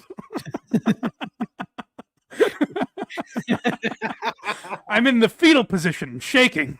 You're tweeting out, "No show today." I'm licking my wounds. I'm not like, "Look at this fucking moron." That's what I'm trying to say, John, is you're a joke. And by the way, I refer to him being a joke in the episode of Why You Laughing. I hope he gets there. I hope he fucking lands the plane here, because that's the last point I want to dispute here. Then he's sitting there going, it's like lie after lie. Name one. We played sound of you doing stuff. I know that it's lie after lie after lie, and there are almost too many to list. How about we name one, John? Could we get to one lie that I told? Maybe. Just went away. How about you were good on the Stern Show? I was being fucking generous. You got your fingers crossed. The Tonight Show, he would still be one of the legendary, iconic figures. But because now he's just the most mocked person on the internet. All right, really, Blind Mike? You are fucking blind. To be fair, yeah, you did say that. Well, I'll correct what I'll give what I actually said. Oh no, he said it correctly there. Later he changes it so that he can shit on it. I said he's one of the most mocked people on the internet. I did say that, and he actually says it correctly there. Later he changes it to that he goes, Mike said I'm the most mocked man on the internet, which of course that's not true, because I think we even bring you're up not that significant, John. I think that is brought up. I don't know if it was on that episode, but we've definitely brought up on this one where it's like it's all consuming us. But if you think about the grand scheme of the internet, it's nothing. I talk about that all the time with John. And yeah, John, I'm sorry for making you more important than you actually are. But I guess I was talking percentage-wise, where there are so few people on the internet that have this much coverage, and 100% of it is goofing on you. There's not a person that watches you that thinks you have any redeeming qualities. So I'm sorry. I guess I was talking in terms of percentage rather than quantity. I'm the most mocked person. See, this is again the failure of all these people in the Dabbleverse to not know how minute the Dabbleverse is. Oh, no. We do. We got it. John, no one thinks you're the most famous man in the world. And if I gave you that impression, truly, I am sorry. If I made you think that I believed you were incredibly famous, I'm terribly sorry. David because I Collins. never for a second thought that you have a problem walking down the street or going into the fucking Pickwick pub. David Collins just comments for the first time today and just says, "John looks good in that shirt, though." Good point, David. Thank you. His John coverage, I really enjoyed. But It was all great. he's like, yes, this man, he does do good thing. I don't know why they're razzing him so much. Mock person in the Dabbleverse. Sure. Well, no shit, John. You are the Dabbleverse. Right, the thing that's named after you. Like if there was a subreddit that just was titled "Fuck Blind Mike," well, you know, I think I'm one of the more mocked people in this subreddit. It's like, yeah, obviously. You might be pretty important to this page's existence. Yeah, no shit. Do an assessment, and I would go, yep. But the most mocked person on Again, I didn't say that. Even when John presented the topic, he didn't say that I said that. So he said it correctly and immediately changed it. I thought it I was didn't gonna say be- you were the most, but also let's say I did. Let's pretend, for argument's sake, that I said John's the most mocked man on the internet. It's fucking exaggerating. I exaggerated. He's lying. John loves the picking apart the excruciating minutia of every detail that he presents. Where he's like, "Oh, really? I'm selfish? How about one thing I did for someone once?" Okay, well, you're using it in this argument to prove that you're not selfish. So in a way, it doesn't really work. But okay. One thing I did for someone once. Yeah, so John is, I guess, saying, I think he has some examples he's about to list off of people that are mocked more than him. Are you fucking that stupid? Come here. You fucking motherfucker. Why are you hitting me? Because you can't see it coming. Is that me in this analogy? Is he beating me up? It seemed like he said, "Hey, come here," so he can beat you up. Yeah. Because I said you were mocked a lot on the internet? I mean, John, if you're going to beat up everyone that says that, those fists are going to be bruised and bloodied. You're going to have some work to do, buddy. Your mom might even catch some strays. John's a 60-year-old alcoholic stroke victim who's 5'7" Sounds and familiar. out of shape. And he's constantly threatening to fight people. I don't understand it. One of these days he will. Well, with any luck. The most mocked person on the internet? Have you heard of Donald Trump? Wow. Have you heard of the You know what? Kardashians? Craig, who's Donald Trump? I believe he's a paper salesman. Oh, okay. I thought you would go along with me here, but The president of the United States, future president, 2024. Shout okay, out. I guess he's probably more. You know what, John? I apologize for thinking you were famous. I'm terribly sorry. He's comparing himself to Donald Trump and the Kardashians. Yeah, and the point I was making is that like half the country is going to vote for Donald Trump. and there are people that like the Kardashians and watch their program like and just get enjoyment out of it. I guess that's the point I was making. So I'm sorry for putting you on that pedestal, John, of these people who have a lot of attention. But I guess the point I was trying to make was that 100% of the people watching you, even though it's an incredibly smaller number. You know what, John? I'm glad you opened my eyes to this. Finally, I see for the first time. You made me realize that while 100% of the people watching you are mocking you, which to me seems high, the ratio doesn't seem ideal. That seems like a lot to me. Yeah. But it's such a small number that you're actually completely insignificant in the grand scheme of the world. I'm glad you educated me and opened my eyes to the facts. Thank you, John. He's gonna beat you up now. I'm glad we finally corrected the record of how insignificant John is. That's his big gripe with a podcast I did over a year ago, is that I didn't mention how insignificant he was enough. I don't know how he come across that episode. So my assumption is he watched the Howard Stern versus Opie and Anthony episode that he liked a lot.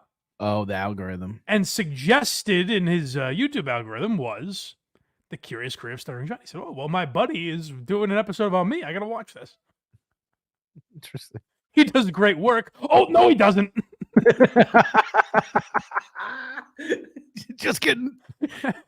That'd be great. That would be like if Louis C.K., who I am a big fan of, been a fan of his for years. And I always talk about how insightful he is and how he breaks things down so well. And then he does one bit about me. And I'm like, you know what? Actually, this guy's never been funny. Now that I think about it. Mike Whipke, who's a Gearhead member, says 96% of his viewers are there to mock him. I think that's low. I think that's low. Is anyone there because they genuinely like him? Well, they couldn't be now, Craig. He used to be able to hide behind like, oh, these guys are fans of my political show. Mm-hmm. Every day, all he talks about is Carl, Shuley, Casey Armstrong. True. I guess Kevin Brennan sometimes. Like, no one could be. If you were a fan of his, you'd be like, I don't know who these fucking people are, and tune out. You know what I mean? Like, if you weren't there for Dabbleverse coverage, then you wouldn't be there. Right. Have you heard of Joe Biden? I have, actually. Biden. I know Joe. The guy that fell asleep on New Year's Eve. I know Joe. Should play a game where we just call like someone, just keep calling the same person. Be like, have you ever heard of this person? Sorry to call you back. Have you heard of the Kardashians? I have, actually. Oh, please stop calling me. Have you heard of Stuttering John? No. Now leave me alone. Don Jr. Holy, feels like we're kind of going downhill here. Yeah. Still huge. Internet. Okay. Thank you. I didn't know I was such a big star.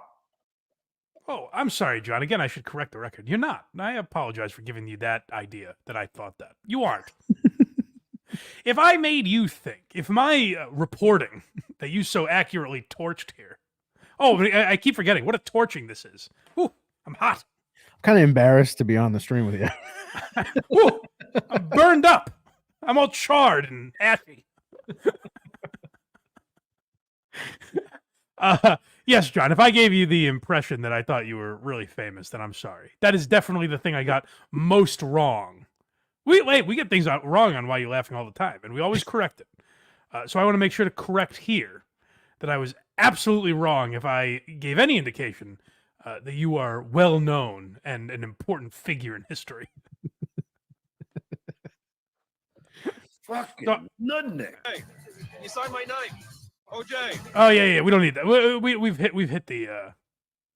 We've hit our fill of John. I think that's about it. So he can play clips. He doesn't play clips of me now. Oh, he's playing his own clips. He's playing. He's owning Carl. So Hackride did something where he literally just used AI to get every mention of me. Mm-hmm. I just happen to know where this is in the show. And every once in a while, he would just go like, "You see that, Blind Mike? I'm famous." And it's like, well, John, now you're saying you're famous? It's like that contradicts the point you were making before where you're insignificant. I don't get it. Oh, my God. So. Go ahead. I just got some super chats here. Okay. Let's settle up. Nick from Boston, $5. Mike, do you think Gus and Coleman last the entire year? Well, I don't think one of them does. I don't know. I think one definitely not, but we'll see. You didn't ask next week. We'll see. Yeah, we'll see tomorrow. You gave me too much. What's the word I'm looking for? Runway. Yeah. No is the answer. Drew P. Balls, $5. Sent a super sticker. That's nice of him. Thank you, buddy. Haven't heard his name in a while. One of the Havre de Grace 5. That's right. Dawn, $5. Morning, boys. First time, long time. Can we discuss John's neck or lack thereof? I'll hang up and listen offline. Yeah, is John out of like? I know he's out of shape. That was a bad question. Is John like fat? I can't tell. Yeah, he posted a picture. I could not believe he posted of himself with his quote friends at a bar the other day. Oh, really? He looked like a goblin, and he still posted it. Yeah, because he talks about what like good shape he's in all the time. No, God, no. Weird. Yeah. No. All right. Yeah, that's about enough. Oh, you know what? One thing I wanted to mention one more thing about John, if I could. Gonna get it in now. Because I need to get the facts out there. I would be remiss. Don't you mean anti-hagonist? Yes, antagonist John Melendez. I need to get the facts out there. It's very important. John was going after Carl's wife. Ooh. He was literally posting pictures of her and like insulting her looks and all this stuff. And he's been talking about Carl's family.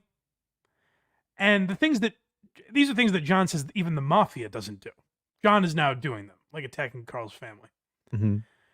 And to show like what a good guy he is, he also, yesterday I was listening to him rant about, do you remember, I don't know if we ever talked about this, it might be before our time, but do you remember the charity scam he was running for the cancer patient? Yes. I think that was before our time, but he was telling people to send him money on PayPal so that he could Venmo someone who was sending this woman a check because her husband had cancer. Yeah. So I'm listening to John yesterday, and he starts going on. Nikki B is this woman's name, his former chat moderator. And I guess he has beef with her now because she didn't text him back or something. I don't know. This is me not doing my research again. Yeah. I didn't know the database. I could look up the status of John and Nikki B's relationship. I apologize. Benny Loco out the window.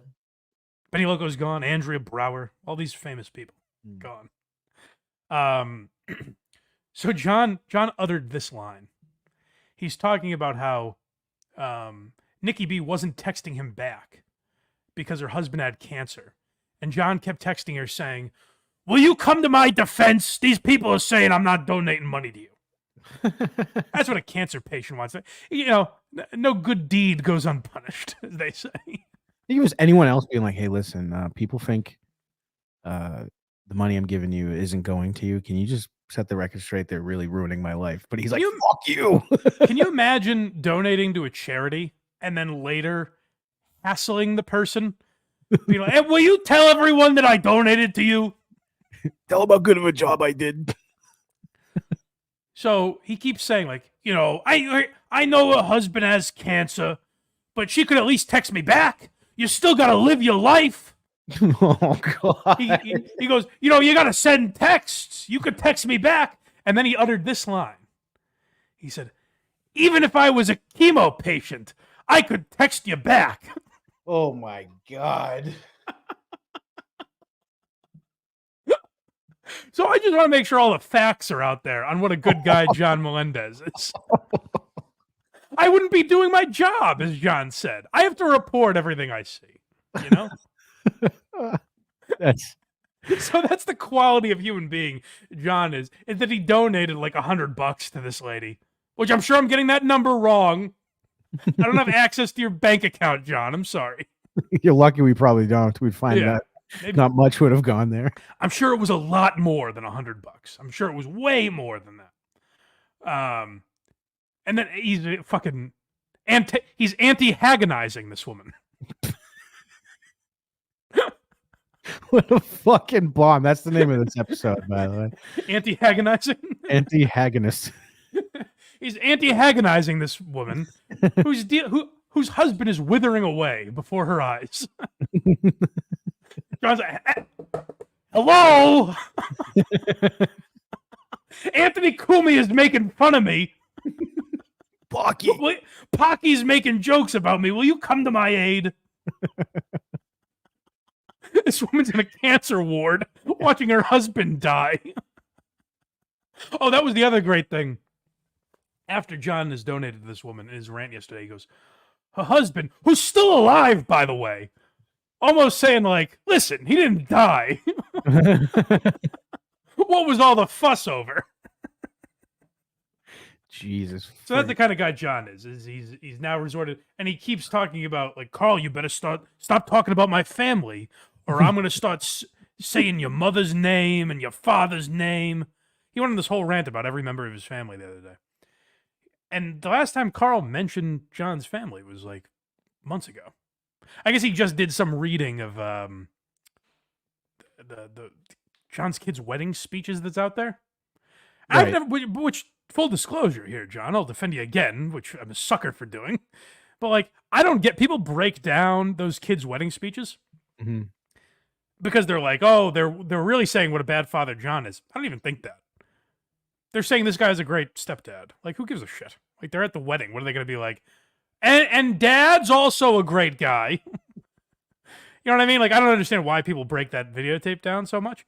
But it's also like, I don't know. It's out there, and they're not bashing the kids the way John says. It's all very confusing. But anyways, John's a scumbag. That's my central point here. Have I gotten that across? You got it across. I understand. Okay. Very good. Strangeland, $2. Great show, fellas. You guys always deliver.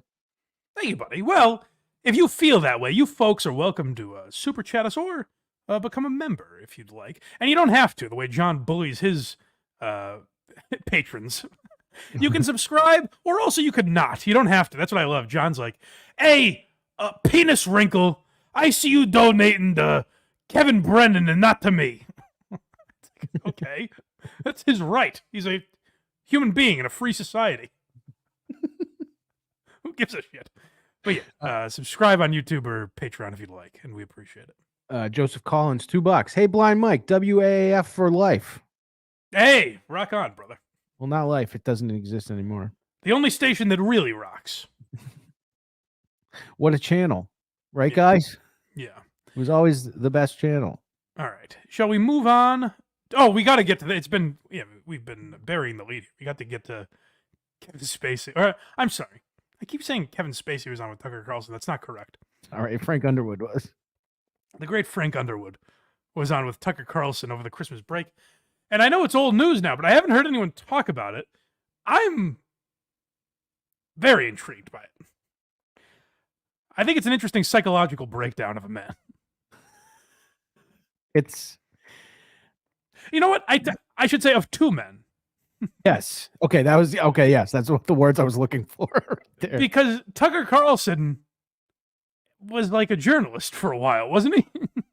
Was until maybe this moment. I would say having a guy that claims he sucked Obama's dick on might have been the first... the first sign of dissent. But yeah, I don't know what this is, so let's just play it. So Frank Underwood, you guys remember him, former president of the United States. Killed the guy. He was on with Tucker Carlson. 2024 has not even begun yet, and it does seem like I'm sitting there with my family on Christmas Eve, and people are texting me like, he's back. It's like, yes. I think you texted me on Christmas Eve.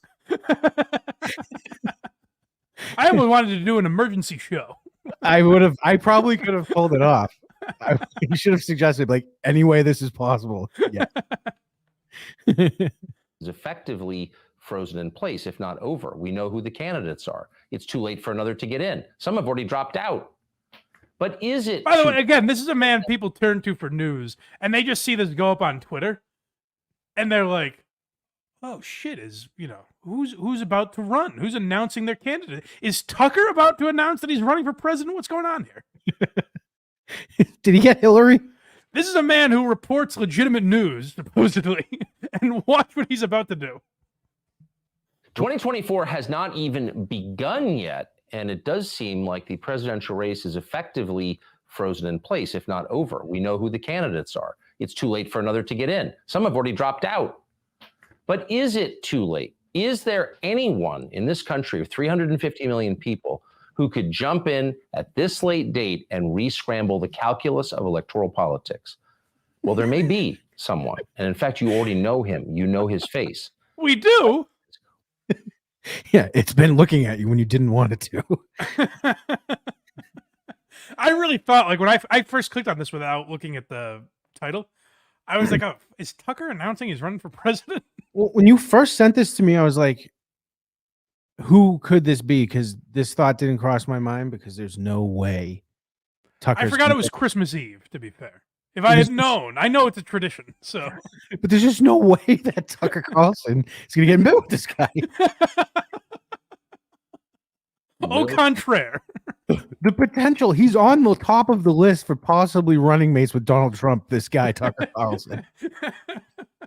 Get in this cycle. And that's my question for you. Well, it's really a decision for the people, Tucker. It's not. You can hear him. You can hear that he's rusty. Yeah. Where he's trying to get into the Frank Underwood.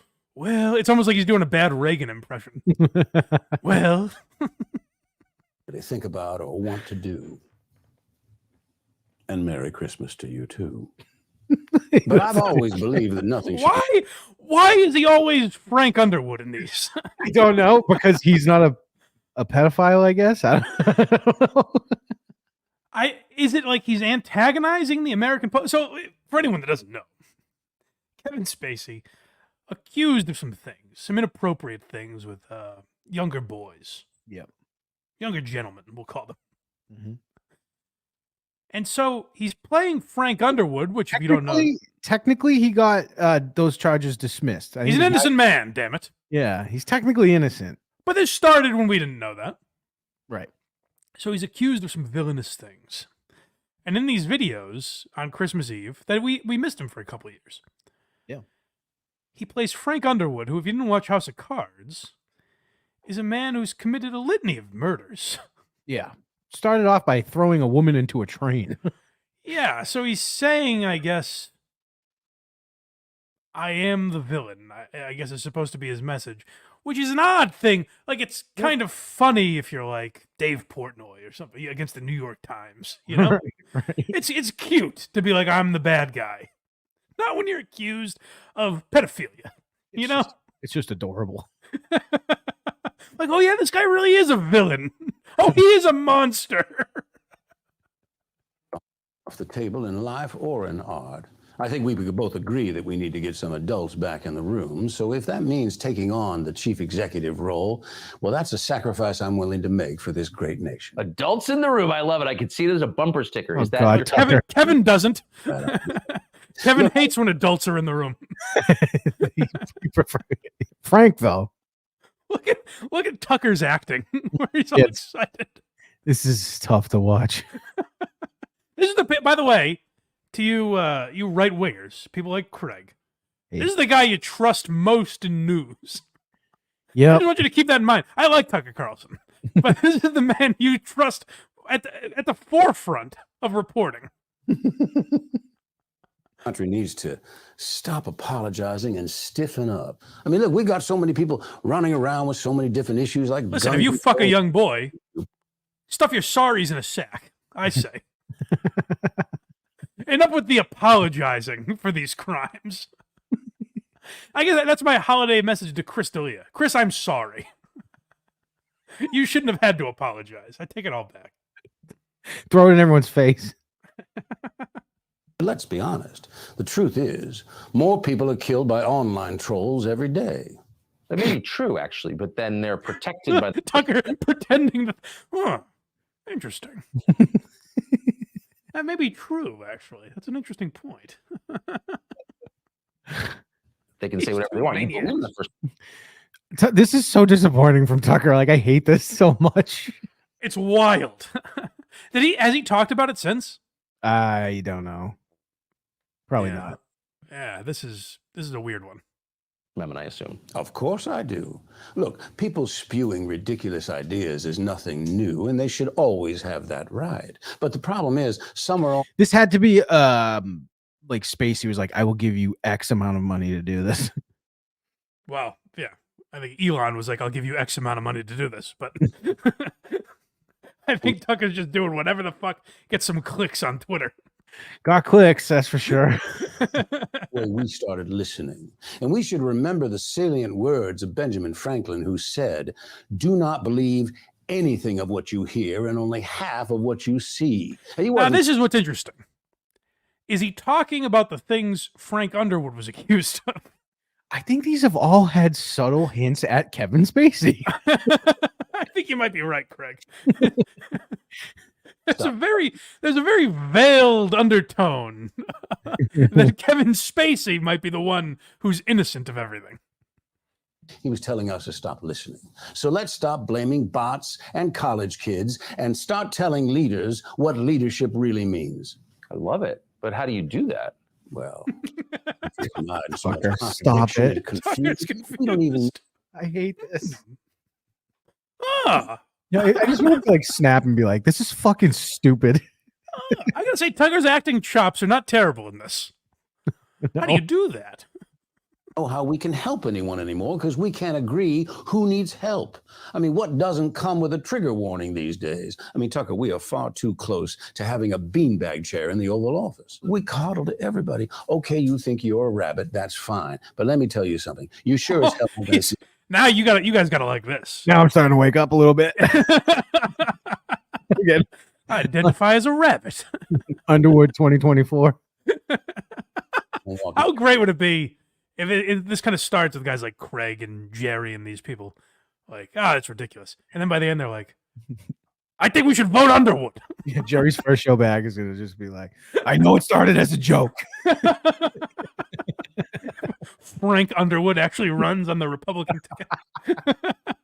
We could probably, I can be like, Jerry, I can probably get Kevin Spacey as Frank Underwood on the show if we tell him we're on Newsmax. That would be a great, for anyone that wants to punish Kevin Spacey. I know people think like, oh, this is allowing him back. Like if he committed these crimes, this is allowing him back into, popular culture or whatever. It would be a tremendous punishment if we made him run for president and win. And he had to be Frank Underwood all the time. He just keeps getting spotted at that barbecue spot. Charlie's or whatever that guy's name was. That would be great. If he, for the rest of his life, had to be President Frank Underwood. It probably sounds better than being Kevin Spacey, to be honest. just CBS News is like, this morning, President Frank Underwood held a press conference. Does he legally change his name? Isn't a tale unless it's Easter. Well, amen. But how do you think we got here in the first place? Fear, and then some more fear. That's been the consistent theme, fear. And that's why I'm going to keep saying we need to get some adults back in the room.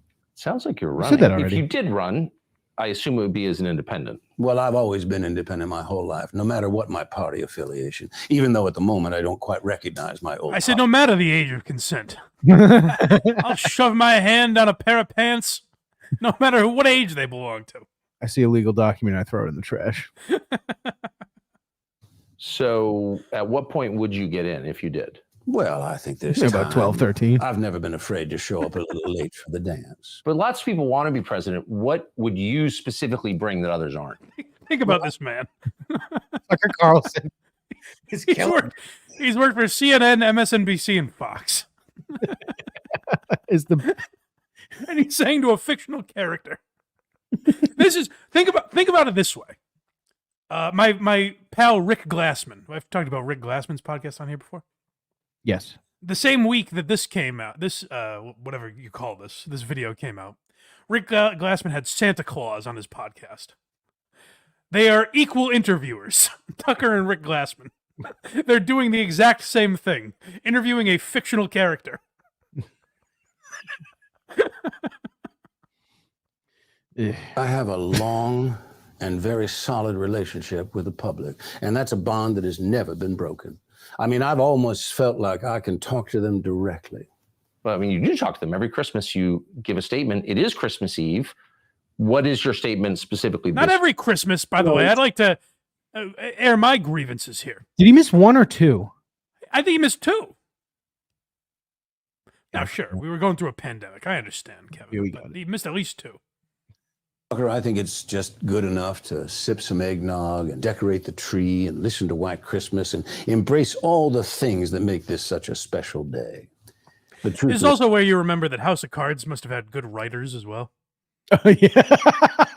Where it's like, yeah, it's Frank Underwood because of the voice, but he's not really saying much. it's just good enough to sip some eggnog and decorate the tree and listen to White Christmas and embrace all the things that make this such a special day. The truth is, I love nothing better on this day than to do a line of blow, drink a whiskey and Coke, hit a reindeer with my car, and wish you all the naughtiest Christmas ever. Well, we've kind of jumped the shark on any sort of reality now. That was him looking at the camera. He was doing that bit. When he breaks. Oh, I'm sorry. Yeah, when he that's says fun. Yeah, when he says "in a Merry Christmas to you" at the beginning, he's not saying it to Tucker, he's saying it to us. Got it. Okay, and just try and remember who's sitting there, freeze framed, while Zach Morris looks at the camera. Think of the man that's sitting there waiting to talk again. Actually, Oh, yes, we both got canned by our network. true, but they actually tried to kill you. Yes, but here we are, Tucker, bigger than ever. So, looking back on all the drama, do you think that legacy media played a role in what happened to you? Look, I think they're trying to do their best to stay relevant. Look, platforms like X, I mean, you move information around so quick that everybody else just... Okay, now we get to the sales pitch. And the great thing about the sham wow is It'd be so great if it barely feels like I'm cleaning.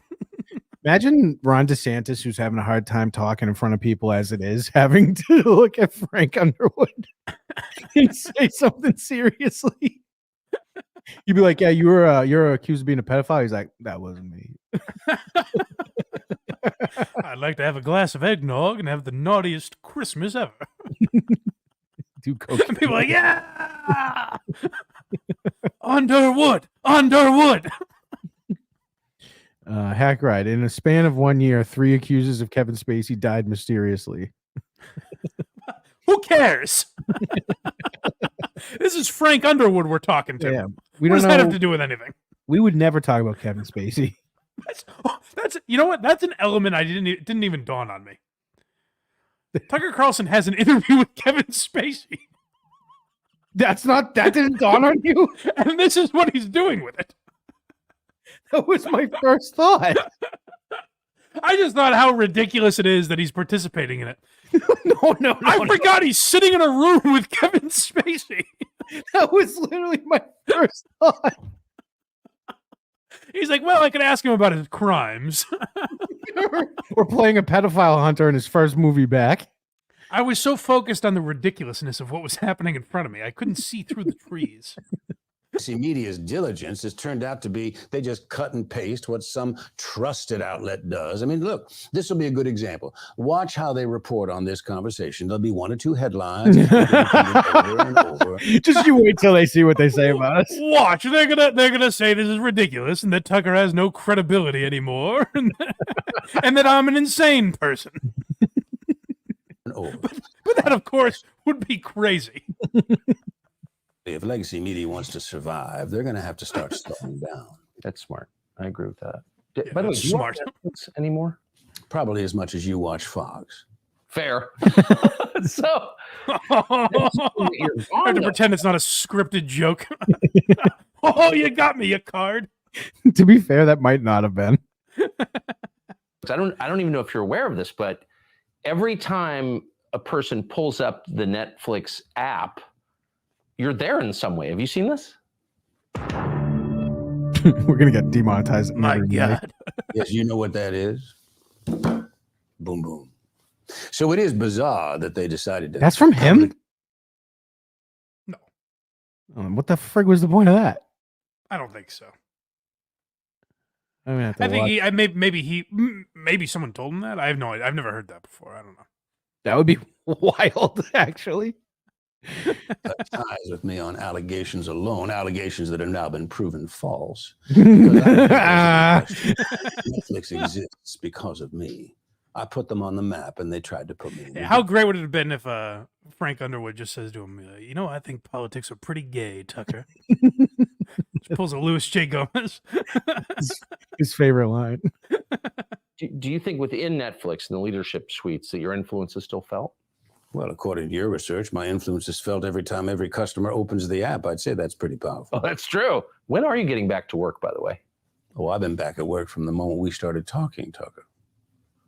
So does that mean this is like an episode? You've let me back into society. Just keep that in mind. I mean, You're doing something you shouldn't be right now. You're giving me credibility. I have to look this up. Netflix sound. It doesn't make any sense if that's why. I know that Frank Underwood does that, but it's not the same sound. Yeah, no, it doesn't say anything. Yeah, if someone knows, look into that. Do some research, as John would say. That is apparently from House of Cards. Really? Which part? Well, he does 2 knocks on the table. Well, he Every did. time he like gets up from his desk or whatever. Oh, maybe it was actually the sound. I don't know. That's crazy. That's not the sound though. It's not the same sound. It's just someone going. Okay. Well, whatever. What's true? What's false? How much time's left in this? 2 minutes, a minute and a half. Okay, we can get to the end of that. Life, what's art, what's real, what's performance. I love it when these things intersect because then it gets interesting. What role do you see yourself playing going forward? I will play whatever role the public wants me to play. And what about you, Tucker? What role do you want to play? I mean, Well, legally, I don't think you can play Frank Underwood. So Yeah, it's going to be a lawsuit of some I think if kind. you accepted money for this, then you're probably in some trouble. John, I'm going to need a vice president. I'll sleep on it. But, I mean, people have already gotten out of the race. Tucker, People have stop dropped out it. already. What do you think of those? Well, you know, it's a little bit like jumping in the jacuzzi with a boner. You know it ain't going to last forever. So What? I wasn't surprised when Mike... That's where I'm saying you can tell that it's not the same folksy writing that House of Cards had. They spin a yarn on House of Cards. I think it would be more like jumping in a pool with a boner. It's pretty warm in a jacuzzi. You don't have to This really is just Kevin Spacey trying his best. Nicola in the chat. I'm just reading this because it's funny. Is Prince Andrew on next week, Tucker? Yes, but he'll be playing a wacky I character. was going to say he's not going to ask him anything about what's going on. He's just going to be like, he'll be doing a Monty Python character or something. "Oh, look, we have King James in today." Pensive jumped out right away. I wasn't either. But what about the candidates who are still Tucker, in? you rascal. I hate like this Vivek. so much. Drain the Ramaswamy. I'm making Craig. Really, all I'm doing is making Craig watch all of this. I know. Accept it. Accept your hero. I don't like it. I don't like it at all. And Nikki Haley is tough. She's no doubt learned a thing She or two by stinks. watching me. But I think in the end, we need someone in the White House who's not afraid like me, not afraid to push our country or a journalist in the right direction if it comes to that. I should appreciate your coming on. It was That was a death threat. That was exactly what he did in the show. He killed the journalist. But I remember. No, he did the pushing motion as he said it. I remember. great to see. Yeah, so the accused pedophile may kill someone if he doesn't like what they say. So vote for him. Yeah. You, Tucker. I only showed up because I was told I would get to be on X. Not the drug, not the platform. I was curious as to what Tucker on X might be like. I have never tried that. Well, you wouldn't be the first guy to tell me you'd never tried that before. Oh my! Maybe he did do it. Oh Jesus Christ! Oh, that's a little fun nod to the pedophilia accusations. I see what he's doing. God damn it! Maybe he took advantage of young boys. That's fun. Tom from Michigan, $2. Greatest show. I remain in a coney head and a gear head. A coney head. We're gonna have to find something better than that. Magnesium linoleum, $5. I agree with this. Producer Jerry is better than producer Craig. Oh, I mean that's hands down. Yeah, producer Easily. Jerry, he kills it. He's really good. That was uncomfortable. Fucking Whew. Tucker. Yeah. Well, so Merry Christmas, everyone. I know I didn't get to celebrate with you on time this year, but maybe next year. maybe we'll get Biden to do it with him next year. Or Trump would do this. That would be great. That would be. That'd be so great. If he comes on, he's like, "Hi, I'm Kevin Spacey. You've been accused of a lot of things. I've been accused of more. So many crimes." Oh yeah. So I mean, good for Kevin Spacey for keeping tradition alive. Good for Tucker for kind of entering a Christmas tradition that all Americans, no matter your religion, this is a Christmas tradition that we can all kind of get behind. You know, gather the family around and watch the pedophile talk to the newsman. You look right in the camera, right at your children. Walter Cronkite doing this with fucking Charles Manson. Unbelievable. Real quick, can we tell everyone, because this could be part of the same segment, I guess, for Hack Ride later. Can we real quick tell the people about Trumpy Bear? Ooh, I feel like it fits. The origin of Trumpy Bear. Yeah, so if you guys don't remember, it made me think the next time we need like a best of type episode, not to open that can of worms. I'll handle it. I can have one for you by tomorrow morning if you'd like one. I'll figure it out. But like, 4th of July, sometime we want to put out a show or something. I always think like the intro or the outro, I mean. What? Like put where the shit in the outro came from even. Maybe that, but I was even thinking more just shit we did in the first year or two that we don't like have the segments cut up. Right. And Trumpy Bear would be one of those for sure. It's been that long, huh? Yeah, I want to say that was like 2022, maybe.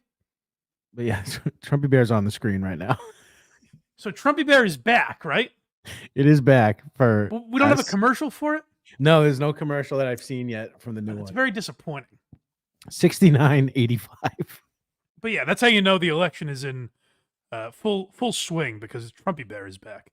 So go check that out. But yeah, check out the old episode we did about the Trumpy Bear. I feel like if we play the commercial again, it'll be too long. But because I'll forget everything that happened in it. We'll just say all the same shit again. But probably.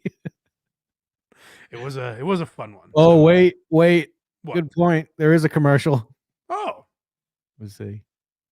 The wind howled through the forest. All right. America's favorite and most talked about bear is back. Introducing the one and only, original, and newly redesigned Trumpy Bear.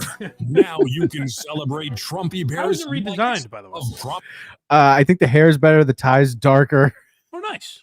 Yeah, it's good. I'm glad. I would hate for people to get a cheap version of this. I swear to God, that commercial is not on this page when I looked at it the other day. Well, it might have been. This is made and promises kept by one of the greatest presidents ever, who will never be forgotten. Trump now features America First, and his thumbs up let everyone know he will always be there for you. Just find a secret zipper. Why not just a Trump doll? I forgot that they keep an American flag in this thing's neck.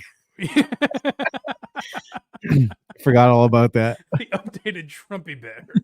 Yeah, so, I know we missed this last holiday season, but for next year, if Trump wins or has the election stolen from him, whichever outcome occurs.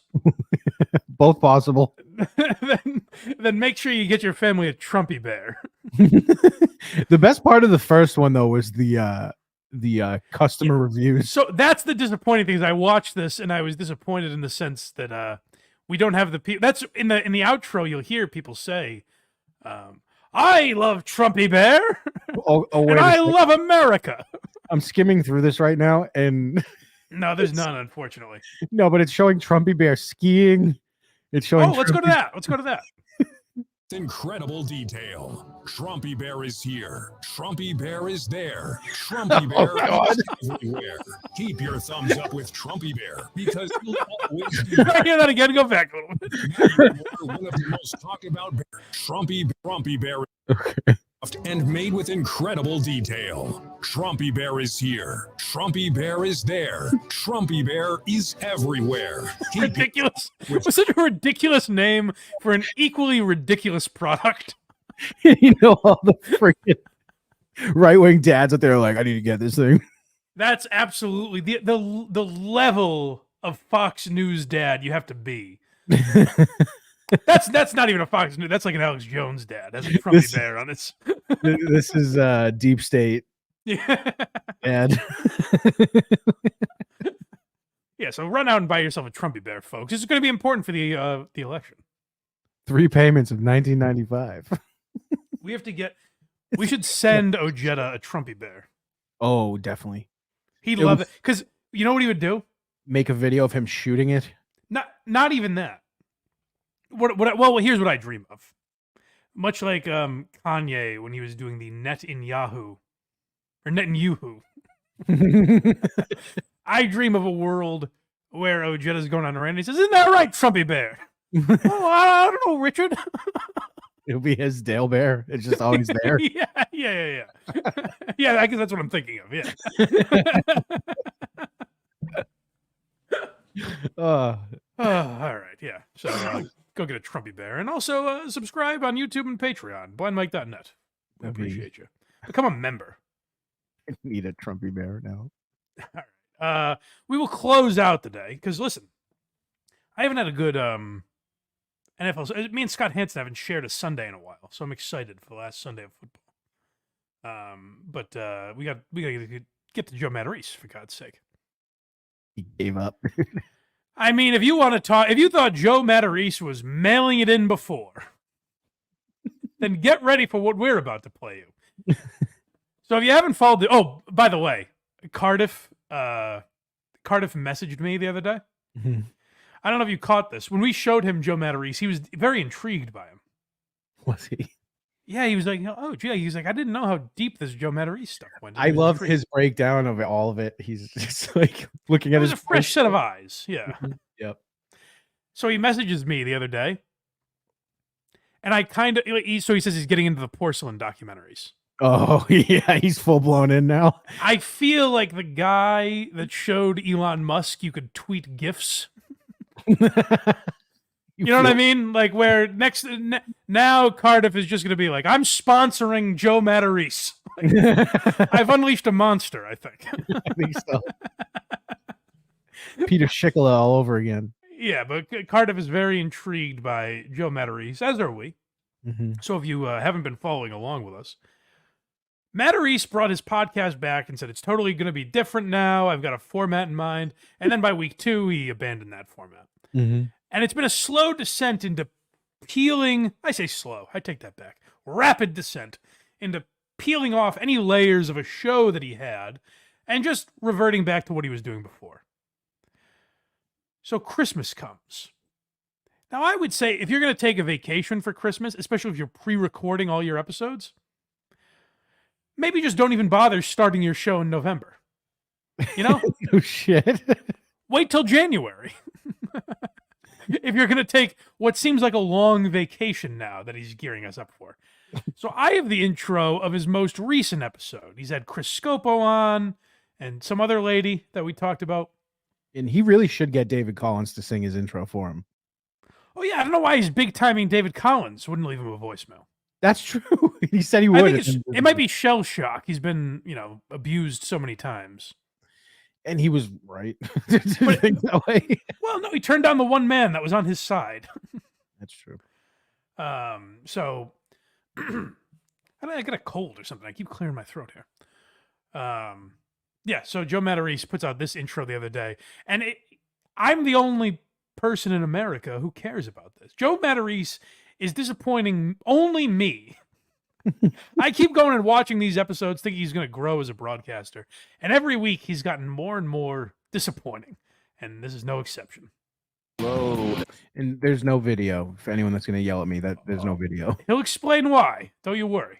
Everybody, how are you out there? For a very, very, I guess this is a very special Joe Matarese show. Let's think of why. Spoiler, it's not. What would make it a special episode? I think a great guest, maybe. Yeah, great guest. That would be huge. Introducing like a co-host, a permanent one, or new segments of some kind. That could be fun. Changing formats, perhaps. He yells at his other kid from now on. Those would be special episodes. Or saying, "I've decided to mail it in." That would also be a special episode. Mm-hmm. It would be. He wouldn't do that to us, though. No. That it is just in audio form. We're not in studio. Okay, well, listen, he's moving to audio for some reason. Why could that be? Because even if he's not in studio, he could still set up a laptop camera to talk to himself, right? We've seen him do it for years. That's strange. Why would this be audio only? It's just me alone at home, and decided to put out some some audio only episodes. You decided to record some new audio only episodes. Okay. Well, that's interesting. At least we're getting fresh content here. That's good. It's annoying that it's plural. Well, that's my great. You've already picked up on what really grinds my gears about this. And you could hear him too realize that he was about to lie. He goes, episodes. Yeah. So, okay, the Christmas break has come. And, well, we did this for Why You Laughing. We put an episode that was out only on Patreon for one of the episodes, and then made sure we pre-recorded the next two. But I tried to do that, not for the first 2 years of my podcast. I said, you know what? We can't go into best ofs and give old shit to people that's only a few months old. So, for the first year or two, I tried to make it all new content before I put out any Patreon content on the main feed. Joe lasted 8 weeks. Actually, it was more like 3 days, just the way he records. Oh, yeah, that's true. Yeah, he recorded all of these in a week and then said, that's it. I'm good. The first one that I'm doing. And the reason I'm doing it is I started You're lazy. looking at You've given up. libraries. I'm sorry. He's saying something. He and I are saying something different. I thought we were going to be in sync there. That's weird. He doesn't know. We don't know that he's given up yet. He hasn't gotten to that part yet. I'll go back a little bit. I thought he was about to say, because I'm putting no effort into this yet again. Decided to put out some audio only episodes. And this is going to be the first one that I'm doing. And the reason I'm doing it is I started looking at libraries of old podcasts that I did. As you know, people rip on me for all. Now, libraries, Craig, do you think that means he's actually going down to the Joe Matarese library and flipping through volumes of books to find these things?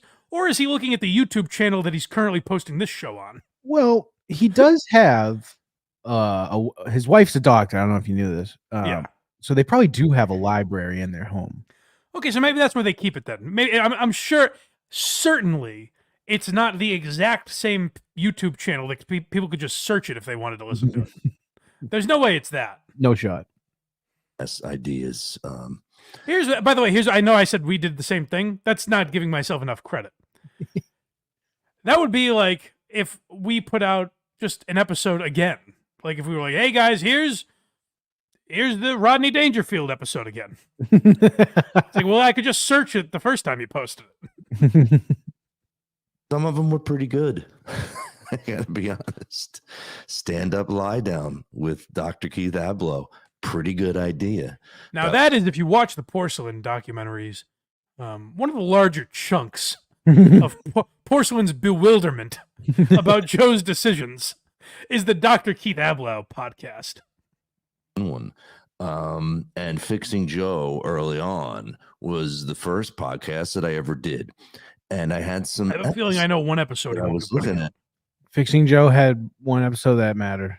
I can guess which episode this won't be that he's teasing. And on my computer and listening to, and I was like, wow, I bet a lot of people never heard these. And wow, I had a lot of really. And they still won't. Nick West. I believe last I checked, I believe this was up to 45 views. So no worries, Joe. Nick West, $2. Over under 75% chance Joe's wife had multiple affairs. Well, listen, I don't know about that.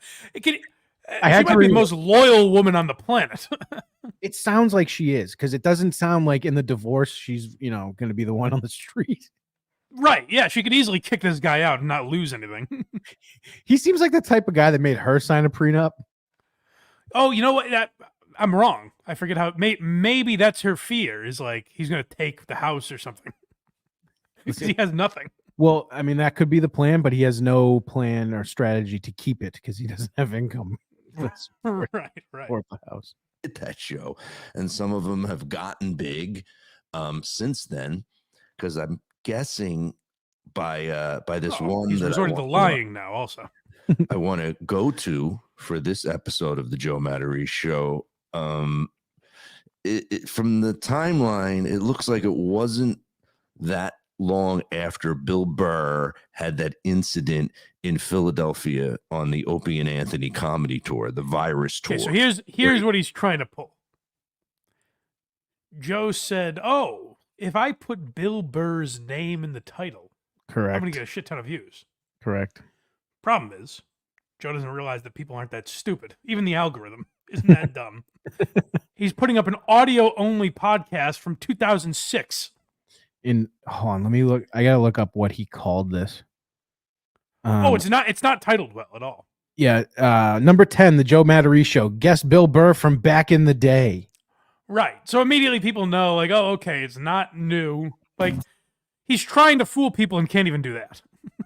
And I would say that his name in the title did not do wonders for his views. How many views? 306.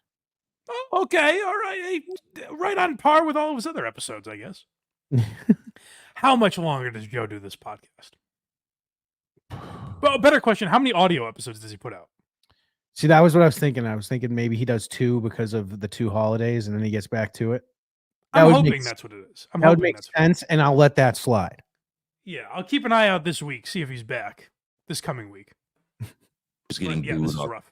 Stage, and then he heckled them back, and it became this huge, unbelievably popular viral video. Okay, so here's what Joe's tactics. Here's how little Joe thinks of us, the audience.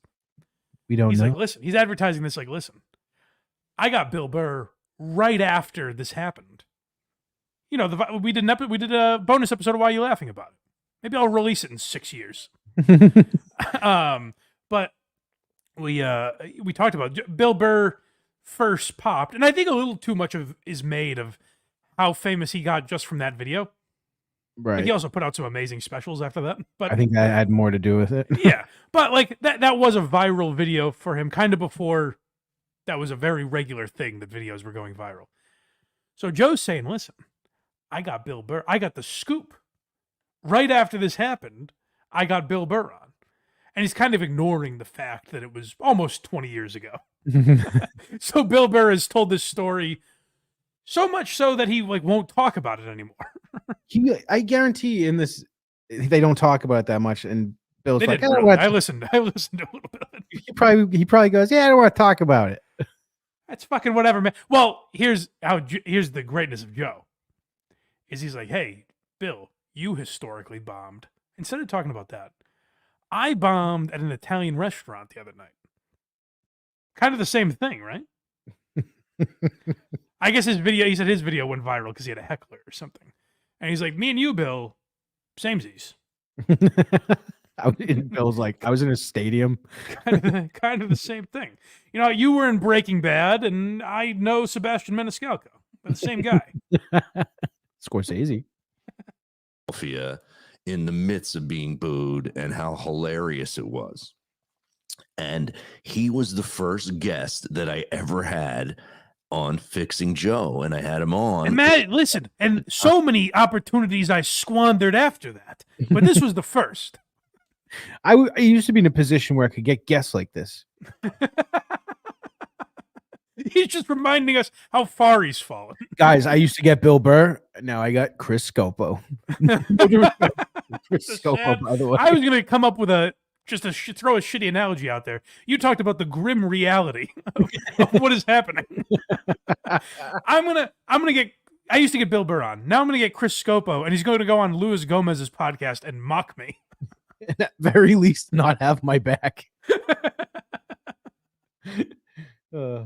I had just got fired from a comedy club in Hartford, Connecticut, which is pretty classic because I'm doing that club. Yeah. So I bet what we can do now is listen to how crazy it is that Bill Burr and Joe Matarese were heckled 20 years ago. Look at their careers now. Oh, I guess Joe's isn't that different. Like, Joe's kind of doing this thing, like the dichotomy of our careers. It's crazy. I will be there. So. My wife also flipped off Trump. Is this flipping off the TV? It's the same thing, Bill. My wife Says I can't work with Anthony Cumia either, just because I'm bothering him too much. Hey, Bill, my wife's pretty tan. She says, quit calling that poor man. He had heart surgery. Kind of the same thing. Fired way back when. And if I have to put the timeline together exactly, as I just did a tiny bit of research here. Research is the real through line of today's episode. I was just going to say that. Joe's doing research into when he posted his podcast. Look at the date. 2006. So the podcast was probably somewhere in the year range after it. So, so it wasn't right after. I'm sorry. That's me not doing my research again. I'm sorry. After Bill had talked about it ad nauseum. He was on Joe Matarese's podcast. I think Bill Burr saw this. He was like, what the fuck you doing? Joe put out, so I guess, well, you know what? To Bill's credit, he shouted out Matarese on a podcast recently. Did he? And he was like, oh, I haven't seen that guy in years. He said he was really funny. He said he liked Joe as a comic. And then, of course, Matarese, a 55-year-old man, clips that and puts it out as a short on his own channel. He's like, Bill talked about me. God. That's what I did, by the way. I did that when Matt and Shane talked about me. And I was like 28. You don't come across... And I'd never done anything. Like, no. Matarese is friends with these guys. You can still do that because you're not coming across like you're on the same level as them. Well, not even coming across. Like, Matarese was on the same level as these guys. And just watching, vroom, he's like at a NASCAR race, watching them zip by him. Where you going? They'll slow down. Dirty Irish bastard. 2007, 2000. I'm here with Mike Albanese. And you're putting out Netflix movies. Can I say your name? Yeah, Mike Albanese. How much more of this is left? Minute 20. All right, let Joe wrap it up. Latest. So, wow. Okay. So this is 2 years into my marriage and I get fired at the Hartford. It is 2 years into my marriage. There was still hope in her eyes. She thought, well, certainly he won't bungle this opportunity. Man, those were good days. Comedy club. She wasn't 2 years into the marriage. She wasn't exhausted by me yet.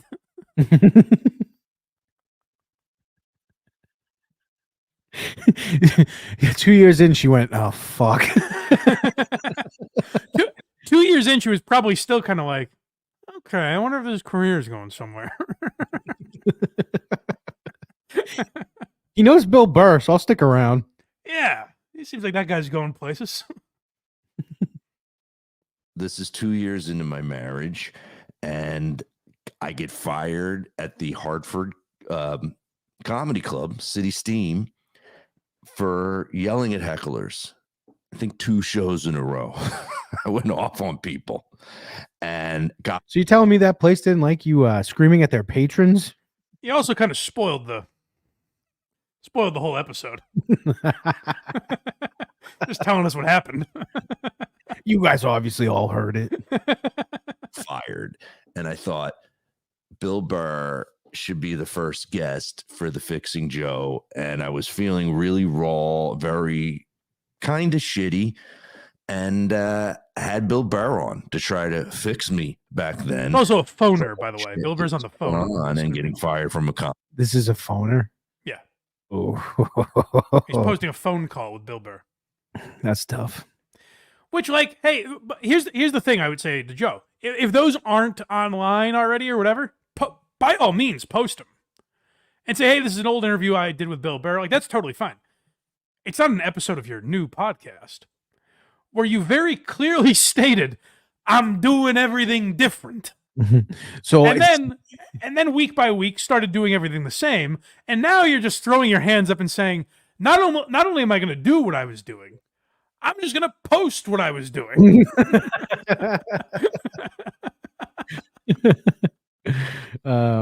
Stut Joe Stanley, member for 3 months. More Kill Tony coverage, please. Rick Dietz got robbed.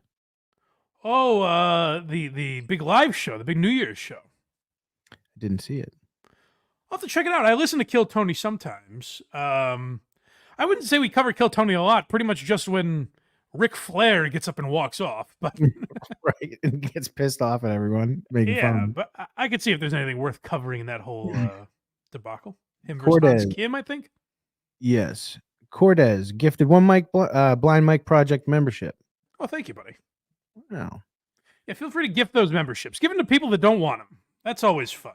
there is 45 seconds left in this, and I'm convinced we can do it. Yeah, we'll get through this.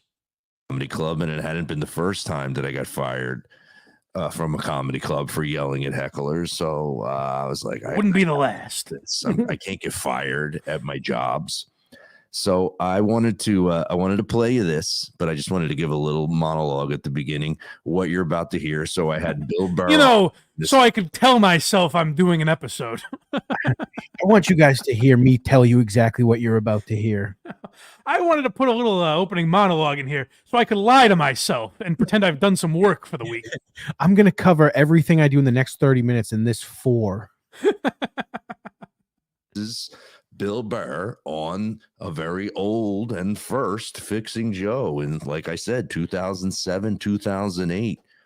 If you are a huge Bill Burr fan, you'll probably like this. So take a listen, and I'll recap. I'm going to actually listen to it live with you guys. Here it is. Bill Burr, Fixing Joe, 2007, we'll say. So let's take TV, for example. Listen live. So Kevin James did a show that I enjoy called King of Queens. You're familiar? I'm also a fan.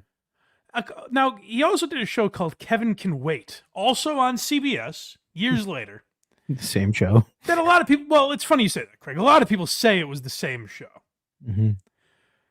But what would really be the same show is if by episode 9, Kevin James was like, you know what? Just put a fucking King of Queens episode out. No one's going to notice. No one gives a shit. What do you mean Jerry Stiller's dead? They'll never notice. You don't mean it. Who cares? Why is this brainier looking? So my point is, give guys like Kevin James credit. They may do the same things over and over again, but not literally. The way Joe is here. Tough look. Oh, Joe, you just can't get out of your own way. It's tough to watch. But we love you, buddy. We're rooting for you. We believe in you. You can do it. Yeah. All right. Was that all we wanted to cover today? That's all we have, yeah. Boy, I think we did a fine job. Bang up job as usual.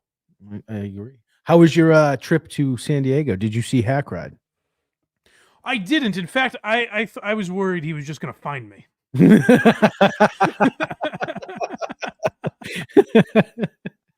But he allowed me to enjoy my vacation. It was fun. I will tell you that I meant to mention this on KMS the other day, but so many things were going on. It just slipped my mind. Mm-hmm. Are you familiar? I guess it's not a weird thing. The amount of actual shit that's just on the sidewalk in California. Oh, it's everywhere.